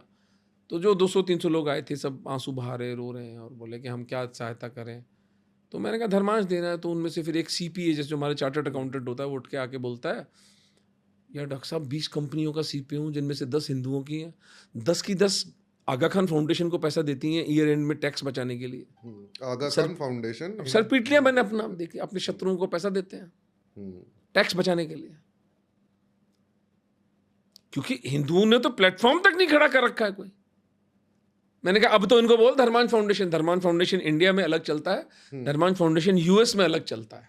तो जो आपके US के व्यूअर्स हैं वो कम से कम US में धर्मांश.org पे जाकर के $10, $20, $50, मैं सिर्फ इतना कहता हूं, जितना पैसा आपके पास उड़ाने को है, जितना पैसा आप एक 5 स्टार डिनर पे जाते हैं तो उसकी टिप देते हैं, जो उस बेरे को टिप देते हैं, उतना पैसा मंथली आप हमें दे दीजिए, हम धर्म की रक्षा कर देंगे। और बिना धन के तो धर्म रक्षा नहीं हो सकती, क्योंकि अगर हम पहले की बात करें, सेनाएं लड़ती थी तो वहां पे भी धन की आवश्यकता होती थी। भैया शाहिया डायनेस्टी के राजा अनंगपाल का 4 बार या 3 बार, मुझे पूरा स्मरण नहीं है, मोहम्मद गौरी जो था गजनी, जो सोमनाथ का मंदिर तोड़ने आया, उसके साथ युद्ध हुआ। 4थे या 3रे युद्ध में अनंगपाल के पास पैसा खत्म हो गया वेतन देने के लिए। राज्य में उसने अपील करवाई राजा के पास, उसने हिंदुओं को कहा कि पैसा दो। स्त्रियों ने गहने गला दिए अपने, ऐसे लोग थे हम। स्त्रियों ने, स्त्री को सबसे प्यारा गहना होता है उसका, वो गला दिए हिंदुओं स्त्रियों ने कि आप वेतन दीजिए, तब जाके धर्म बचा है। पता नहीं किस दुर्भाग्य की घड़ी में हम यहां बैठ के कि जी स्वयंसेवक बचा लेंगे। नहीं, बिना धन के तो आप कुछ भी नहीं कर सकते हो, नैरेटिव क्रिएट नहीं कर सकते हो, आप किसी की रक्षा नहीं कर सकते। वास्तव में यदि किसी हिंदू की आपको सहायता, अरे आप एक वकील है बेचारा, वो प्रो बोनो भी लड़ रहा है, पर उसके हवाई जहाज के आने जाने का किराया तो दोगे उसको। बिल्कुल। उसके स्टेशनरी के चार्जेस तो दोगे, उसके जो मुंशी है बेचारे उसके पैसे तो दोगे ना उसको, या वो भी वो जेब से लगाए, तो उसकी अरुचि हो जाती है फिर। तो समाज का पैसा समाज के लिए, of the Hindus, for the Hindus, by the Hindus. जो आज सुबह मैंने आपको मैसेज किया ना कि हमारा क्राइसिस क्या, 125 साल से कोई हिंदू नेता नहीं है हमारे पास में, तो हिंदू नेता नहीं है तो हमारे पास हिंदू प्लेटफॉर्म भी नहीं है जिसके ऊपर हम पैसा इकट्ठा कर सकें। हम तो 125 साल लेट हैं लेकिन ठीक है, जब जागे तब सवेरा। और ये सारा का सारा पैसा डॉक्यूमेंटेड है, हमने अपनी वेबसाइट पर ही उसकी रिपोर्ट डाली हुई है, इनकम एक्सपेंडिचर अकाउंट डाला हुआ है हमने। कई लोग हिचकिचाते हैं तो वो जाकर के डॉक्यूमेंट्स देख भी सकते हैं आपकी वेबसाइट। मैं तो कहता हूँ जयपुर आओ, आप जोधपुर आओ, हमारे कैंप्स देखो ना, पाकिस्तानी हिंदुओं से मिलो ना आकर के। मैं अरेंज करूंगा आपका टूर, आपको चाय पकौड़ी समोसे भी खिलाएंगे, आप उनके साथ बैठिए, उनसे पूछिए वो पाकिस्तान से भागकर क्यों आए हैं अपनी जान बचाकर। अभी 4 दिन पहले एक जत्था आया है, आइए मिलिए ना उनसे। जो उत्तराखंड में हम प्रोजेक्ट फंड कर रहे हैं, जो बेंगलोर में कर रहे हैं, जो बंगाल में कर रहे हैं, जो पुणे में चल रहा है, वो सारा का सारा काम आप में दम होना चाहिए, जाके देखिए। मेरा तो खुला निमंत्रण है आपको, कोई भी विश्वास मत करिए। डॉक्टर रतन आपका पैसा लेके भाग जाएगा तो उसको भागने मत दीजिए, अपनी आंखों से देख लीजिए कि धर्म रक्षा के लिए क्या क्या काम हो रहे हैं। लेकिन 100, 200, 500, 1000 रुपए जो आप दे सकते हैं धर्म के लिए दें, और कोई मार्ग नहीं है हमारे पास। मैं कितने बड़े बड़े सभाओं में वक्तव्य देता हूं, मैं उनसे एक ही बात बोलता हूं। आपका 2 घंटे से मैंने आपको धर्मांश के बारे में समझाया, आपको बात समझ में आई, सब गर्दन हिला देते हैं, मुंडी हिलाते हैं। तो धर्मांश देंगे? बोले हाँ देंगे। अगर आपको कोई संदेह है तो मुझे बताइए, मैं सुधार करूंगा। और अगर आपके पास धर्मांश से उच्चतर कोई विकल्प हो तो बताइए, मैं आपको फॉलो कर लेता हूं। इसमें ये कोई अहंकार की यात्रा तो नहीं है ना, हम तो यहां धर्म बचाने निकले हैं। बिल्कुल। तो आपके पास कोई बेटर प्लान हो तो आप मुझे बता दीजिए, मैं आपको फॉलो कर लूंगा। पर यार मुंडी भी हिला रहे हो, कह रहे हो धर्मांश बिल्कुल सही है, एग्रीड, बहुत अच्छा, उसकी कोई कमी भी नहीं बता रहे, लेकिन देते नहीं है धर्मांश। तो ऐसा को तो फिर क्या किया जा सकता है? वही वाली बात हुई ना, हिंदू लीडरशिप नहीं है तो हिंदू संगठन के पास पैसा भी नहीं है। हिंदुओं के नाम पर पैसा इकट्ठा नहीं होता है। जब हिंदुओं के नाम पर पैसा इकट्ठा नहीं होता तो आपके जो इंटरेस्ट हैं, आपकी जो काम की चीजें हैं, वो मार्केट में ऐसी पड़ी हैं। वरना आपके पैसा हो तो जाइए खरीदिए ना। बिल्कुल। आपकी पत्नी को सॉलिटरी डायमंड खरीदना है, जाइए 8 लाख रुपए दीजिए, सॉलिटरी डायमंड खरीदिए। आपके पास धन नहीं है तो आप क्या रोना मचा रखते हैं कि साहब मेरी वाइफ के पास तो सॉलिटरी डायमंड ही नहीं है। अरे जाना, किसने मना किया? सॉलिटरी डायमंड तो मार्केट में पड़ा है। पैसा होना चाहिए, पैसा होना चाहिए आपके पास। तो नैरेटिव तो खुली दुकान है ना, वो चैरिटी चला सकते, तो आप क्यों नहीं नैरेटिव चला सकते? नैरेटिव चलाने के लिए भी पैसा लगता है।